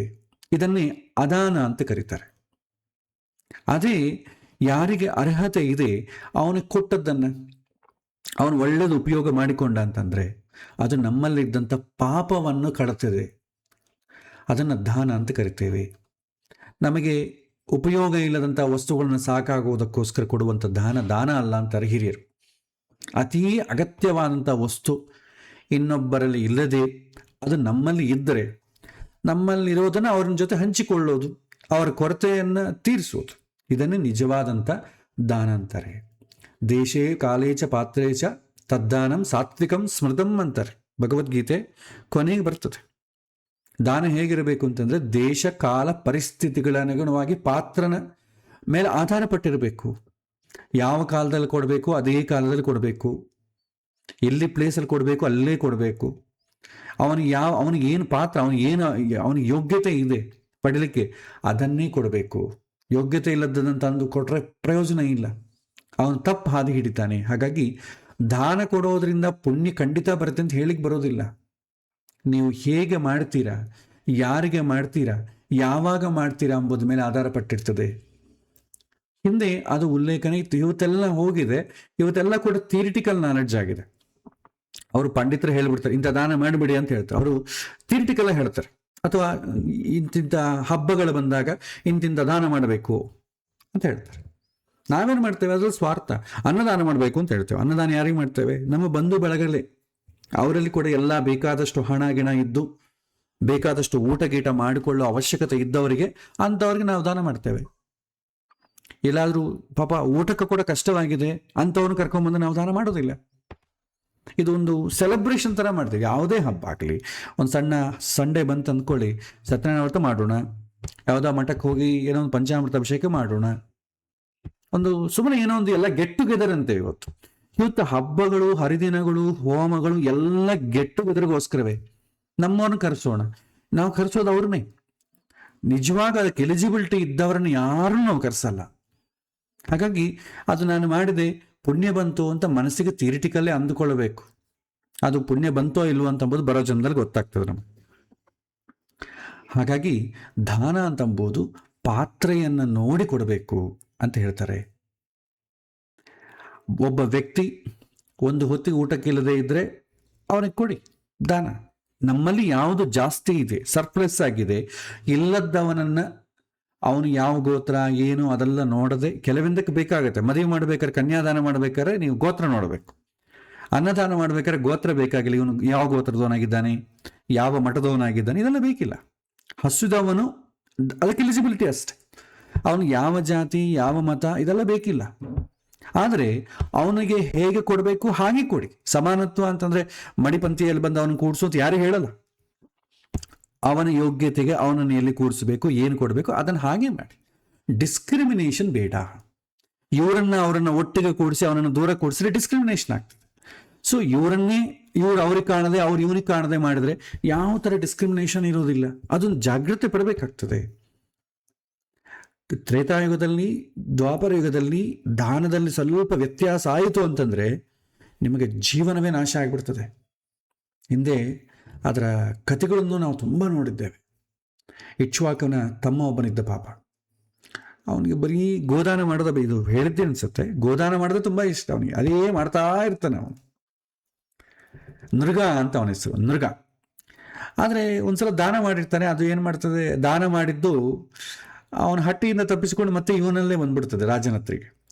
ಅದು ಗೊತ್ತಿಲ್ಲದೆ ಇದನ್ನು ಇನ್ನೊಬ್ಬನಿಗೆ ದಾನ ಮಾಡಿಬಿಡ್ತಾನೆ. ಅದು ಮಾಡಿದ್ದಕ್ಕೆ ಅವನ ಇಡೀ ವಂಶವೇ ನಾಶ ಆಗ್ತದೆ. ಆ ದಾನ ಮಾಡಿದ್ದಕ್ಕೆ ಅವನಿಗೆ ಮತ್ತೆ ಆತ್ಮಜ್ಞಾನ ಬಂತು, ಅವನು ಬೇರೆ ಕಡೆ ಹೋದ, ಅದು ಬೇರೆ ವಿಚಾರ. ಬಟ್ ಲೌಕಿಕವಾಗಿ ಇಡೀ ಸಂಸಾರ ಕ್ಷಯ ಆಯಿತು, ವಂಶನೇ ವೃದ್ಧಿ, ಮದುವೆ ಕೂಡ ಮಾಡಿಕೊಳ್ಳಿಲ್ಲ, ವಂಶ ವೃದ್ಧಿ ಆಗಲೇ ಇಲ್ಲ ಮುಂದೆ ಆತ. ಆ ಥರ ಇರುತ್ತೆ. ಅದು ದ್ವಾಪರ ಯುಗ, ತ್ರೇತಾಯುಗ, ದ್ವಾಪರ ಯುಗ ಅದು ಹಾಗೆ. ಬಟ್ ಕಲಿಯುಗದಲ್ಲಿ ಏನಂತಂದರೆ ಅದಕ್ಕೆ ಎಕ್ಸೆಪ್ಷನ್ಸ್ ಇದೆ. ಸೊ ಅಟ್ಲೀಸ್ಟ್ ನಿಮಗೆ ಗೊತ್ತಿದ್ದು ಅವನಿಗೆ ಎಲಿಜಿಬಿಲಿಟಿ ಇದೆ ಅಂತ ಅಂಬುದು ಕೊಟ್ಟರೆ ನೀವು ಅಶ್ವಮೇಧ ಯಾಗ ಮಾಡಿದಷ್ಟು ಫಲ ಕೊಡುತ್ತೆ. ನಿಮಗೆ ಅದಕ್ಕೆ ಫಲ ಜಾಸ್ತಿ. ಒಂದು ವೇಳೆ ಮಾಡಲಿಕ್ಕೆ ಆಗಲಿಲ್ಲ ಅಂತಂದ್ರೂ ಕೂಡ ನಿಮಗೇನು ಅದಕ್ಕೆ ಶಿಕ್ಷೆ ಏನೂ ಇರುವುದಿಲ್ಲ. ದ್ವಾಪರ ಯುಗದಲ್ಲಿ, ತ್ರೇತಾಯುಗದಲ್ಲಿದ್ದಷ್ಟು ಶಿಕ್ಷೆ ನಮಗಿರಲ್ಲ. ಆದರೆ ಒಳ್ಳೆ ಅವಕಾಶವನ್ನು, ಒಳ್ಳೆ ಜೀವವನ್ನು ನಾವು ಕಾಳು ಮಾಡಿಕೊಡ್ತೇವೆ. ಈಗ ದಾನ ಮಾಡದೇ ಇದ್ದರೆ ಮತ್ತೆ ಮುಂದಿನ ಜನ್ಮಕ್ಕೆ ಅವಕಾಶ ಬರುತ್ತೇನು? ಬರೋದಿಲ್ಲ. ನಿಮಗೆ ಆ ಉಪಯೋಗ ಮಾಡ್ಕೊಳ್ಳಿಕ್ಕೆ ಆಗೋದಿಲ್ಲ. ದಾನದಲ್ಲಿ ಅಶನ, ವಸನ, ಅನ್ನ ಇದನ್ನು ಯಾರಿಗೆ ಬೇಕಾದರೂ ದಾನ ಮಾಡ್ಬೋದು ಅಂತ ಹೇಳ್ತಾರೆ. ಇರುವುದಕ್ಕೆ ಒಂದು, ತಾಣುವುದಕ್ಕೆ, ಉಡುವುದಕ್ಕೆ ಬಟ್ಟೆ, ಹಸಿದವನಿಗೆ ಅನ್ನ. ಇದನ್ನು ಕೊಡುವುದಕ್ಕೆ ಯೋಗ್ಯ ಅಯೋಗ್ಯ ಎನ್ನುವಂಥ ತುಂಬ ನಿರ್ಬಂಧಗಳು ನೋಡೋದು ಬೇಕಾಗಿ. ಇದು ಎಲ್ಲರಿಗೂ ಕಾಮನ್. ಇದು ಅನ್ನದಾನ ಯಾಕೆ ಮಾಡ್ತೇವೆ ಅಂತಂದರೆ ಇದಕ್ಕೆ ಎಲ್ಲರೂ ಎಲಿಜಿಬಲ್ ಆಗ್ತಾರೆ. ಹಸಿದವನು ಇರಬೇಕಷ್ಟೆ. ಅವನಿಗೆ ಹಸು ಇದ್ರೇನೆ ಅದು ದಾನ ಕೆಳಗೆ ಬರುತ್ತೆ. ನಾವು ಅನ್ನದಾನ ಮಾಡ್ತೇವೆ, ಯಾವಾಗ ಮಾಡ್ತೇವೆ? ಎಲ್ಲ ಪೂಜೆ ಪುರಸ್ಕಾರ ಪ್ರವಚನ ಎಲ್ಲ ಮುಗಿದ ಮೇಲೆ ಮಧ್ಯಾಹ್ನ 2 ಗಂಟೆಗೆ 3 ಗಂಟೆಗೆ ಮಾಡ್ತೇವೆ ಅನ್ನದಾನ. ಎಲ್ಲ ಕೆಲವಿನ ಮಠಗಳಿಗೆ ಹೋಗ್ಬೇಕಾದ್ರೆ ಆ ಮಠಕ್ಕೆ 2 ಗಂಟೆ ಆಗುತ್ತೆ ಊಟ, ಸುಮ್ಮನೆ ಆಗೋದು. ಅಷ್ಟಕ್ಕೂ ಇಲ್ಲಿ ಶುಗರ್ ಇದೆ, ಟ್ಯಾಬ್ಲೆಟ್ ಹಾಕೊಳ್ಳೋ ಎಲ್ಲಿರೋಕ್ಕಾಗತ್ತೆ, ಮನೆಗೆ ಸ್ವಲ್ಪ ಫಲಹಾರ ತಿಂದು ಹೋಗೋಣ. ಆ ಫಂಕ್ಷನ್ಗಳಲ್ಲಿ ಅನ್ನದಾನ ಮಾಡೋ ಕಡೆಗೆ ಫಲಹಾರ ಮಾಡ್ತಾ ಇದ್ದಾರೆ, ಬೇರೆ ಫಲಹಾರ ಮಾಡಿ ಹಾಕ್ಬಿಡ್ತಾರೆ. ನೀವು ಅನ್ನದಾನ ಮಾಡೋ ಟೈಮಿಗೆ ಅವನಿಗೆ ಹಸುವೇ ಇರಲ್ಲ, ಅವಾಗ ಫಲ ಹೇಗೆ ಬರುತ್ತೆ? ಅನ್ನದಾನ ಮಾಡಿದ್ದೀವಿ ಅಂತ ಅಂಬೋದು ಅದು ಅಸಲು ಇರೋದೇ ಇಲ್ಲ, ಥಿಯರಿಟಿಕಲೇ ಇರುತ್ತೆ, ನಿಮಗೆ ಅದರ ಉಪಯೋಗ ಆಗುವುದಿಲ್ಲ. ಹಾಗಾಗಿ ಅದಕ್ಕೆ ದೇಶ ಕಾಲ ಪರಿಸ್ಥಿತಿ ನೋಡಬೇಕಾಗತ್ತೆ. ಇದನ್ನು ಕೊಡುವುದಕ್ಕೆ ಯೋಗ್ಯ ಅಯೋಗ್ಯ ಎನ್ನುವಂಥ ನಿರ್ಬಂಧವಿಲ್ಲ. ಆದರೆ ಇತರ ವಸ್ತುಗಳನ್ನು ದಾನ ಮಾಡುವಾಗ ಯಾವುದು ಯಾರಿಗೆ ಅಗತ್ಯ ಮತ್ತು ಯೋಗ್ಯ ಇದೆ ಅಂತ ನೋಡಿ ದಾನ ಮಾಡಬೇಕಾಗತ್ತೆ. ಮತ್ತೆ ಪ್ರಚಾರಕ್ಕಾಗಿ ದಾನ ಮಾಡೋದು ಅದಾನ ಅಂತ ಕರೀತಾರೆ. ಅದಾನದ ಡೆಫಿನೇಷನ್ ಅಂತಂದರೆ ರಿಕ್ವೈರ್ಮೆಂಟ್ ಇಲ್ಲ, ಆದರೆ ನಾನು ಕೊಟ್ಟೆ ಅಂತಂಬ ಒಂದು label, donated by, presented by, ಇಂಥ ಮಹಾದಾನಿ ಆಗಿದ್ದಾನೆ, ಅಯ್ಯೋ ನಿಮ್ಮಂಥವರೇ ದಾನ ಮಾಡ್ಲಿಕ್ಕೆ ಆಗ್ತದೆ, ಬೇರೆಯವರು ಯಾರು ದಾನ ಈ ಥರ ಲೇಬಲ್ಗೋಸ್ಕರ ಮಾಡ್ತಾರೆ ಬಹಳ ಜನ. ಸೊ ಯಾವುದೇ ಬಯಕೆ ಇಲ್ಲದೆ ನಿಷ್ಪೃಹತೆಯಿಂದ, ಕರ್ತವ್ಯ ದೃಷ್ಟಿಯಿಂದ ಯೋಗ್ಯವಾದಂಥ ದೇಶದಲ್ಲಿ, ಯೋಗ್ಯವಾದಂಥ ಕಾಲದಲ್ಲಿ, ಯೋಗ್ಯವಾದಂಥ ವ್ಯಕ್ತಿ ಮಾಡುವುದೇ ನಿಜವಾದಂಥ ದಾನ. ಇದು ಯಾವುದೂ ಇಲ್ಲ ಅಂತಂದ್ರೆ ಪ್ರಚಾರಕ್ಕೆ ಮಾಡುವುದು, ಅದನ್ನು ಅದಾನ ಅಂತ ಕರೀತಾರೆ. ಮತ್ತೊಂದು ಕೊನೆಯದಾಗಿ ಇನ್ನೊಂದು ಹೇಳ್ತಾನೆ, ಯಶಃ ಅಂತ ಹೇಳ್ತಾರೆ. ಯಶಃ ಅಯಶಃ ಇದು ತುಂಬ ವಿಚಿತ್ರವಾದದ್ದು. ಒಬ್ಬ ಕೆಟ್ಟದ್ದನ್ನು ಮಾಡಿ ಒಳ್ಳೆಯವನು ಅಂತ ಯಶಸ್ಸು ಗಳಿಸ್ಬೋದು. ಇನ್ನೊಬ್ಬನು ಜೀವಮಾನೆಲ್ಲ ಕೂಡ ಚೆನ್ನಾಗಿ ಒಳ್ಳೆ ಕೆಲಸವನ್ನೇ ಮಾಡ್ತಾ ಇರ್ತಾನೆ, ಆದರೆ ಬೇಡವಾದಂಥ ಅಪವಾದವನ್ನು ಕಟ್ಟಿಕೊಡ್ತಾನೆ. ಅವನು ತುಂಬ ದುರಂತಕ್ಕೆ ಒಳಗಾಗಬಹುದು. ನಮಗೆ ಈ ಥರ ಎಕ್ಸಾಂಪಲ್ಸ್ ತುಂಬ ಕಾಣಿಸುತ್ತೆ. ಅವನೆಲ್ಲ ಒಳ್ಳೇದು ಮಾಡಿದ, ನೋಡಿ ಅವಸ್ಥೆ ಪಡ್ತಾ ಇದ್ದಾನೆ. ಇನ್ನು ಕೆಲವರು ಯಾವ ನೋಡಪ್ಪ ಯಾವಾಗೂ ಕೆಟ್ಟ ಕೆಲಸ ಮಾಡ್ತಾ ಇರ್ತಾನೆ, ದೇವರು ಅವ್ರಿಗೇ ಕೊಡ್ತಾ ಇರ್ತಾರೆ, ನಮಗೇನು ಇಲ್ವಲ್ಲ ಅಂತ ಕೊರಗೋರು ಇದ್ದಾರೆ. ಅವರನ್ನು ಎಕ್ಸಾಂಪಲ್ ಮಾಡಿಕೊಂಡು ನಾವು ಇಷ್ಟು ದಿನ ದೇವ್ರ ಪೂಜೆ ಮಾಡಿದ್ರೆ ಏನು ಉಪಯೋಗ ಆಯಿತು, ಅವನೇನು ಮಾಡ್ತಾ ಇಲ್ಲ, ಅವನಿಗೆ ಭಗವಂತ ಎಲ್ಲವನ್ನೂ ಕೊಡ್ತಾ ಇದ್ದಾನೆ. ನಮಗೆ ಮೇಲ್ನೋಟಕ್ಕೆ ಇಷ್ಟೇ ಕಾಣುತ್ತೆ, ಆಳದಲ್ಲಿ ಏನಾಗ್ತಾ ಇದೆ ನಮಗೆ ಗೊತ್ತಾಗೋದೇ ಇಲ್ಲ. ಈ ರೀತಿ ಒಳ್ಳೇದು ಮಾಡಿ ಕೆಟ್ಟದ್ದು ಅನುಭವಿಸ್ಬೋದು, ಕೆಟ್ಟದ್ದು ಮಾಡಿ ಒಳ್ಳೇದು ಅನುಭವಿಸ್ಬೋದು. ಇದು ತೀರ್ಮಾನ ಆಗುವುದು ನಮ್ಮ ಜೀವನದ ನಡೆಯ ಮೇಲೆ ಅಷ್ಟೇ. ಒಳ್ಳೆಯವನು ಕೆಟ್ಟದ್ದವನು ಅಂತಂಬೋದು ಯಾವುದ್ರ ಮೇಲೆ ಅಂತಂದರೆ ಜನಗಳು ಹೊಗಳಿಕೊಳ್ಳೋದ್ರ ಮೇಲೆ ಅಲ್ಲ, ಅವನ ನಡೆ ಹೇಗಿದೆ, ಲೈಫ್ ಸ್ಟೈಲ್ ಹೇಗಿದೆ ಅದರ ಮೇಲೆ ಗೊತ್ತಾಗತ್ತೆ. ಇದಕ್ಕಾಗಿ ಈ ವಿಷಯದ ಬಗ್ಗೆ ತಲೆ ಕೆಡಿಸ್ಕೊಳ್ಬಾರ್ದು. ಅಪವಾದ ಬಂದಾಗ ಹೇಗಿರಬೇಕು ಎನ್ನುವುದನ್ನು ಕೃಷ್ಣ ತನ್ನ ಜೀವನ ಕ್ರಮದಲ್ಲಿ ನಮಗೆ ತೋರಿಸಿಕೊಟ್ಟಿದ್ದಾನೆ. ನಾವೆಲ್ಲ ಕೂಡ ಈ ಗಣೇಶ ಚತುರ್ಥಿ ಬಂತ ಅಂದ್ಕೊಳ್ಳಿ, ಶಮಂತಕೋಪಾಖ್ಯಾನ ಕೇಳ್ತೇವೆ. ಶಮಂತಕ ಮಣಿಯನ್ನು ಕೃಷ್ಣ ಕದ್ದ ಎನ್ನುವಂಥ ಅಪವಾದ ಕೃಷ್ಣನಿಗೆ ಬಂದಾಗ ಕೃಷ್ಣನ ನಡೆ ಇದಕ್ಕೆ ಉತ್ತಮವಾದಂಥ ದೃಷ್ಟಾಂತ. ಹೀಗೆ ಈ ಎಲ್ಲ ಭಾವಗಳನ್ನು ಜೀವಜಾತಕ್ಕೆ ಬರುವುದು ನನ್ನಿಂದಲೇ ಅಂತ ಹೇಳ್ತಾನೆ ಕೃಷ್ಣ. ಯಾರಿಗೆ ಯಾವ ಕಾಲದಲ್ಲಿ ಯಾವ ಭಾವ ಬರಬೇಕು ಅನ್ನೋದು ಭಗವಂತನ ನಿರ್ಧಾರ. ನಮ್ಮ ಮನಸ್ಸಿನಲ್ಲಿ ಸ್ಥಿತಿಯ ಒಂದೊಂದು ಚರಣ ಕೂಡ ವಲನ ಕೂಡ ಭಗವಂತನ ಅಧೀನದ ಕೆಳಗಿರುತ್ತೆ. ಇದು ನಾವು ನಮ್ಮ ಉಪಾಸನೆಯಲ್ಲಿ ತಿಳಿದಿರಬೇಕಾದಂಥ ಮೂಲಭೂತವಾದ ಸತ್ಯ. ಇದು ಕೃಷ್ಣ ಕೊಟ್ಟಂಥ ಮಾನಸಿಕ ಉಪಾಯ, ಅದ್ಭುತ ಚಿತ್ರಣ ಅಂತ ಹೇಳ್ತಾರೆ. ಮನಸ್ಸು ಕೊಡುವುದು ಕೂಡ ಭಗವಂತನ ಅಧೀನ ಅಂತ ನಾವು ಹೇಳ್ತೇವಲ್ಲ, ಇದ್ರಲ್ಲಿ ತಪ್ಪು ಅಭಿಪ್ರಾಯ ಕೂಡ ಹೋಗ್ತದೆ. ಆದರೆ ನಾನು ಕೆಟ್ಟ ಕೆಲಸ ಮಾಡಬೇಕು ಅಂತ ನಂಗಿಲ್ಲ, ಭಗವಂತನೇ ಮನಸ್ಸಲ್ಲಿ ಕೆಟ್ಟದ್ದನ್ನು ಮಾಡುವಂಥದ್ದು ಕೊಡ್ತಾ ಇದ್ದಾನೆ ಅಂತ ಅಂಬೋದು ಬಂದ್ಬಿಡ್ತದೆ. ಇಲ್ಲಿ ಹೇಳ್ತಾ ಇರೋದು ಏನಂತಂದರೆ, ಹೊರಗಿನ ಪ್ರಕೃತಿಯನ್ನು ನೋಡಿ ಯಾವ ರೀತಿಯಾದಂಥ ಅನುಭವ ಬರಬೇಕು ಅಂತಂಬುದು ಭಗವಂತನ ಅಧೀನ ಕೆಳಗೆ ಇರುತ್ತೆ. ಆದರೆ ಮನಸ್ಸು ಯೋಚನೆ ಮಾಡುವುದು, ಬುದ್ಧಿ ನಿರ್ಣಯ ತಗೊಳ್ಳೋದು ಎಲ್ಲ ಕೂಡ ಜೀವದ ಕೆಳಗೆ ಇರ್ತದೆ, ಜೀವದ ಯೋಗ್ಯತೆ ಮೇಲೆ ಇರ್ತದೆ. ಈಗ ಭಗವಂತನೇ ಡೆಸಿಷನ್ ತಗೊಂಡ ಅಂತಂದಾಗ ಇನ್ನು ನಮ್ಮ ಕಾಂಟ್ರಿಬ್ಯೂಷನ್ ಏನಿಲ್ಲ, just nothing but robot. Robot ಏನು ಮಾಡ್ತದೆ, ನೀವು ಏನು ಇನ್ಸ್ಟ್ರಕ್ಷನ್ಸ್ ಕೊಟ್ಟರೆ ಅದು ಮಾಡ್ತದೆ. ಅದು ತಪ್ಪೇನಾದ್ರು ಆಯ್ತಂದ್ರೆ ತಪ್ಪು ಅದರದ್ದಲ್ಲ, ನಂದು. ಕಂಪ್ಯೂಟರ್ ಒಂದು ಪ್ರೋಗ್ರಾಮ್ ತಪ್ಪಾಯ್ತಂದ್ರೆ ತಪ್ಪು ಯಾರ್ದು, ಕಂಪ್ಯೂಟರ್ದ ನಮ್ಮದು ಅಂತ ಹೇಳ್ತೇವೆ. ಯಾಕಂದ್ರೆ ಅದನ್ನು ಡಿಸೈನ್ ಮಾಡಿದಂದ್ರೆ ತಪ್ಪು, ಅದರದ್ದೇನು ತಪ್ಪು, ಯಾಕಂದ್ರೆ ನೀನು ಅದೇ ರೀತಿ ಡಿಸೈನ್ ಮಾಡಿದ್ದಿ.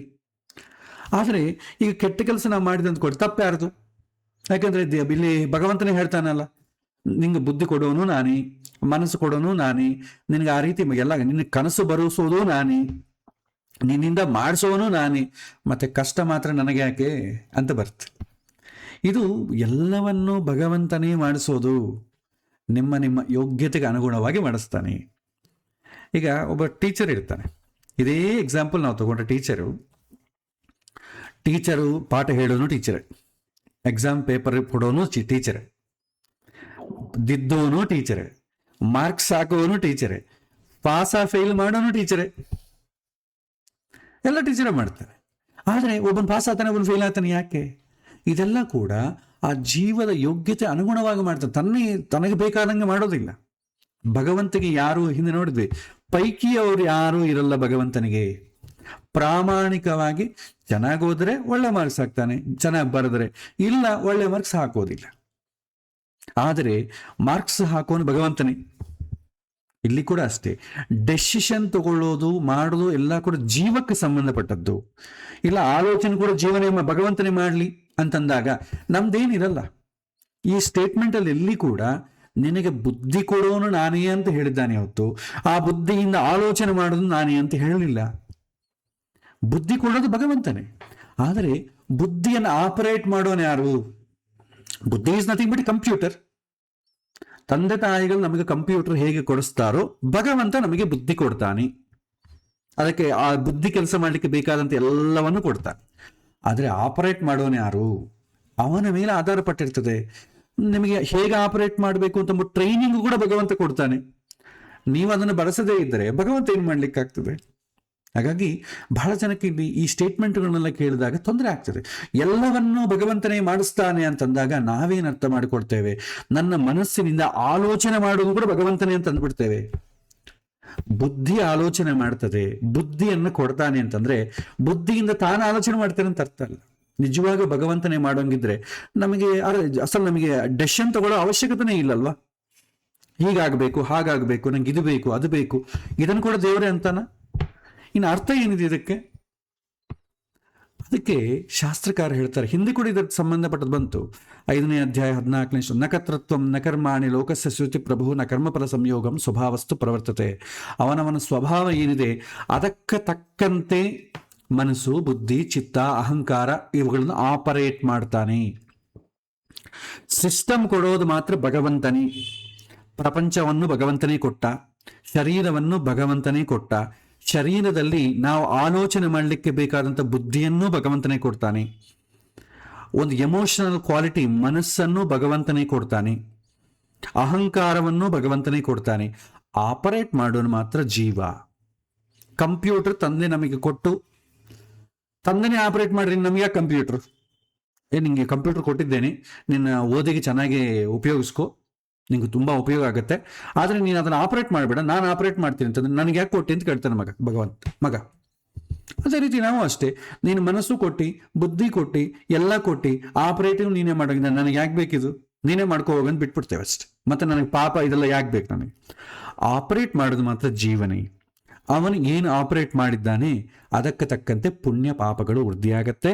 ಆ ಪುಣ್ಯ ಪಾಪಗಳ ಅನುಗುಣವಾಗಿ ಭಗವಂತ ಮುಂದಿನ ಜನ್ಮದಲ್ಲಿ ಮತ್ತೆ ಪ್ಲಾಟ್ಫಾರ್ಮ್ ಕ್ರಿಯೇಟ್ ಮಾಡ್ತಾನೆ. ಇದರಲ್ಲಿ ಏನು ಡಿಸ್ಕ್ರಿಮಿನೇಷನ್ ಇಲ್ಲ.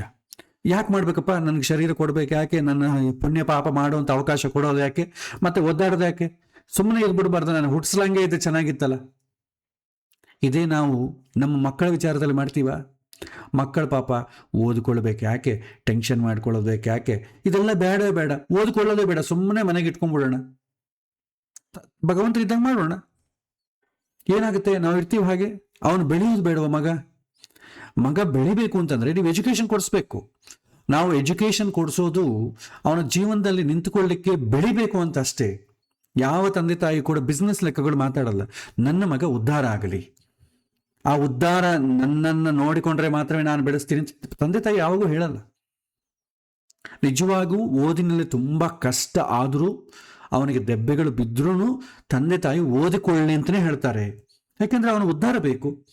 ಭಗವಂತನಾಗಿ ನಮ್ಮನ್ನು ಎಕ್ಸ್ಪೆಕ್ಟ್ ಮಾಡೋದಾದ್ರೆ ಜೀವ ಉದ್ಧಾರ ಆಗಬೇಕು, ಜೀವ ಹಾಳಾಗಬಾರ್ದು. ಅದಕ್ಕೆ ಈ ಪ್ರಪಂಚ ಎಂಬ ಶಾಲೆಗೆ ಕಳಿಸಿ ನಮ್ಮನ್ನು ಉದ್ಧಾರ ಮಾಡುವಂಥದ್ದೆಲ್ಲವನ್ನು ಕೊಡ್ತಾನೆ. ನಮಗೆ ತಂದೆ ತಾಯಿಗಳು ಯೂನಿಫಾರ್ಮು, ಸ್ಕೂಲು, ಸಬ್ಜೆಕ್ಟ್ ಬುಕ್ಸು, ಅವಕಾಶಗಳು, ಮಧ್ಯದಲ್ಲಿ ತಿನ್ನಲಿಕ್ಕೆ ಬೇಕಾದಂಥ ತಿಂಡಿ ಕೊಟ್ಟು ಹೇಗೆ ಮಾಡ್ತಾರೋ ಭಗವಂತನೂ ಹಾಗೆ ಮಾಡ್ತಾನೆ. ಶರೀರ ಕೊಟ್ಟ, ಆಲೋಚನೆ ಮಾಡಲಿಕ್ಕೆ ಬುದ್ಧಿ ಕೊಟ್ಟ, ಮನಸ್ಸನ್ನು ಕೊಟ್ಟ, ಎಮೋಷನ್ಸ್ ಹಂಚಿಕೊಳ್ಳಲಿಕ್ಕೆ, ನಾನು ಈ ಕೆಲಸ ಮಾಡಬೇಕು ಅಂತ ಅವೇರ್ನೆಸ್ಗೋಸ್ಕರ ಅಹಂಕಾರ ಕೊಟ್ಟ, ಇನ್ವಾಲ್ವ್ಮೆಂಟ್, ಪ್ರಕೃತಿ ಜೊತೆ ಇನ್ವಾಲ್ವ್ಮೆಂಟ್ ಇಲ್ಲದೆ ಇದ್ರೆ ನೀವೇನು ಮಾಡ್ಲಿಕ್ಕೆ ಆಗೋದಿಲ್ಲ. ಸನಕಸ ನಂದನಾದಿಗಳು ನಮಗೆ ಬೇಡವೇ ಬೇಡ ಈ ಪ್ರಪಂಚ ಅಂತ ಹೊರಟೋದ್ರು, ಹಾಗಾಗ್ತದೆ. ಅದಕ್ಕೋಸ್ಕರ ಇಂದ್ರಿಯಗಳನ್ನು ಕೊಟ್ಟ. ಇವುಗಳನ್ನೆಲ್ಲ ನೀವು ಆಪರೇಟ್ ಮಾಡಿಕೊಳ್ಬೇಕು. ಅದನ್ನು ಹೇಗೆ ಆಪರೇಟ್ ಮಾಡಬೇಕು ಅಂತ ಯೂಸರ್ ಮ್ಯಾನ್ಯುವಲ್ ಕೂಡ ಕೊಟ್ಟಿದ್ದಾನೆ. ವೇದಗಳು, ಶಾಸ್ತ್ರಗಳು ಇದನ್ನು ಹೀಗೇ ಬಳಸಬೇಕು, ಹೀಗೇ ಇರಬೇಕು, ಯೂಸರ್ ಮ್ಯಾನ್ಯುವಲ್ಲು ಕೊಟ್ಟ. ಎಲ್ಲ ಯಾಕೆ ಕೊಟ್ಟ? ಉದ್ಧಾರ ಮಾಡಲಿಕ್ಕೆ, ನಾವು ಉದ್ಧಾರ ಆಗಲಿಕ್ಕೆ. ಸೊ ಅದಕ್ಕೆ ಎಲ್ಲಿ ಕೂಡ ಭಗವಂತ ಎಲ್ಲ ಕಡೆ ನಿಮ್ಗೆ ಈ ಥರ ಬರುತ್ತೆ. ಅದು ಕಾಂಟ್ರಡಿಕ್ಟರಿ ಆಗುತ್ತೆ. ಒಂದು ಸ್ಟೇಟ್ಮೆಂಟ್ಗೆ ಇನ್ನೊಂದು ಎಲ್ಲವನ್ನು ಮಾಡಿಸುವವನು ನಾನೇ ಅಂದ ತಕ್ಷಣ ಭಗವಂತನೇ ತನ್ನಿಷ್ಟಕ್ಕೆ ತಾನು ಮಾಡಿಸ್ತಾನೆ ಅಂತ ಅಂದ್ಕೋಬೇಡಿ. ನಮ್ಮ ಆಪರೇಷನ್ ತಕ್ಕಂತೆ ಭಗವಂತ ಮಾಡಿಸ್ತಾನೆ. ಇಟ್ಸ್ ಸಪೋರ್ಟ್ ಅಷ್ಟೇ. ಅದಕ್ಕೆ ನಾವು ಮಾಡುವಂಥ ಕರ್ಮಗಳಿಂದ ಅದರ ಫಲ ನಮಗೆ ಬರುತ್ತೆ ಹೊತ್ತು ಭಗವಂತನಿಗೆ ಬರೋದಿಲ್ಲ. ಭಗವಂತನಿಗೆ ಯಾವ ರೀತಿಯಾದಂಥ ಲೇಪವೂ ಆಗೋದಿಲ್ಲ. ಇದನ್ನು ನಾವು ನಿರ್ಲೇಪ ಕರ್ಮದಲ್ಲಿ ನೋಡಿದ್ವಿ, ಕರ್ಮಯೋಗದಲ್ಲಿ ನೋಡಿದ್ವಿ. ಸೊ ಹೀಗೆ ಯಾವುದಾದ್ರೂ ಸ್ಟೇಟ್ಮೆಂಟ್ ಈ ಥರ ಭಗವಂತನೇ ಎಲ್ಲ ಮಾಡಿಸ್ತಾನೆ ಅಂತಂದಾಗ ಭಗವಂತನೇ ಎಲ್ಲವನ್ನು ನಮಗೆ ಪ್ರೊವೈಡ್ ಮಾಡ್ತಾನೆ ಅಂತ ಅರ್ಥ. ನನ್ನ ಮನಸ್ಸಿನಲ್ಲಿ ದೂರಿ ಭಗವಂತನೇ ಆಲೋಚನೆ ಮಾಡೋದಿಲ್ಲ. ಆಲೋಚನೆ ಮಾಡಬೇಕಾದ ನಾನು. ಆ ಆಲೋಚನೆ ಮಾಡಲಿಕ್ಕೆ ಬೇಕಾದಂಥ ಸಿಸ್ಟಮ್ನೆಲ್ಲ ಕೂಡ ಭಗವಂತನೇ ಪ್ರೊವೈಡ್ ಮಾಡ್ತಾನೆ. ಇಲ್ಲಿ ಹೀಗೆ ಅರ್ಥ ಮಾಡಿಕೊಳ್ಬೇಕು. ಹೀಗೆ ಎಲ್ಲ ಭಾವಗಳು ಜೀವಜಾತಕ್ಕೆ ಬರೋದು ನನ್ನಿಂದಲೇ ಅಂತ ಕೃಷ್ಣ. ಯಾರಿಗೆ ಯಾವ ಕಾಲದಲ್ಲಿ ಯಾವ ಭಾವ ಬರಬೇಕು ಅನ್ನೋದು ಭಗವಂತನ ನಿರ್ಧಾರ. ನಮ್ಮ ಮನಸ್ಥಿತಿಯನ್ನು ಒಂದೊಂದು ಚಲನ ಭಗವಂತನ ಅಧೀನ ಅಂತಂಬೋದು ಹೇಳ್ತಾ ಈ ಶ್ಲೋಕವನ್ನು ಹೇಳ್ತಾನೆ. ಸೊ ಮುಂದಿನ ಶ್ಲೋಕ ಸಮಯಾತೀತ ಆಗಿತ್ತು. ಒಂದೇ ಶ್ಲೋಕದಲ್ಲಿ ಇವತ್ತಿನ ಪಾಠ ಮುಗಿತು. ಮುಂದಿನ ಶ್ಲೋಕದಲ್ಲಿ ಬರುವ ವಾರ ನಾವು ವಿಶ್ಲೇಷಣೆ ಮಾಡೋಣ. ಕೃಷ್ಣಾರ್ಪಣಮಸ್ತು.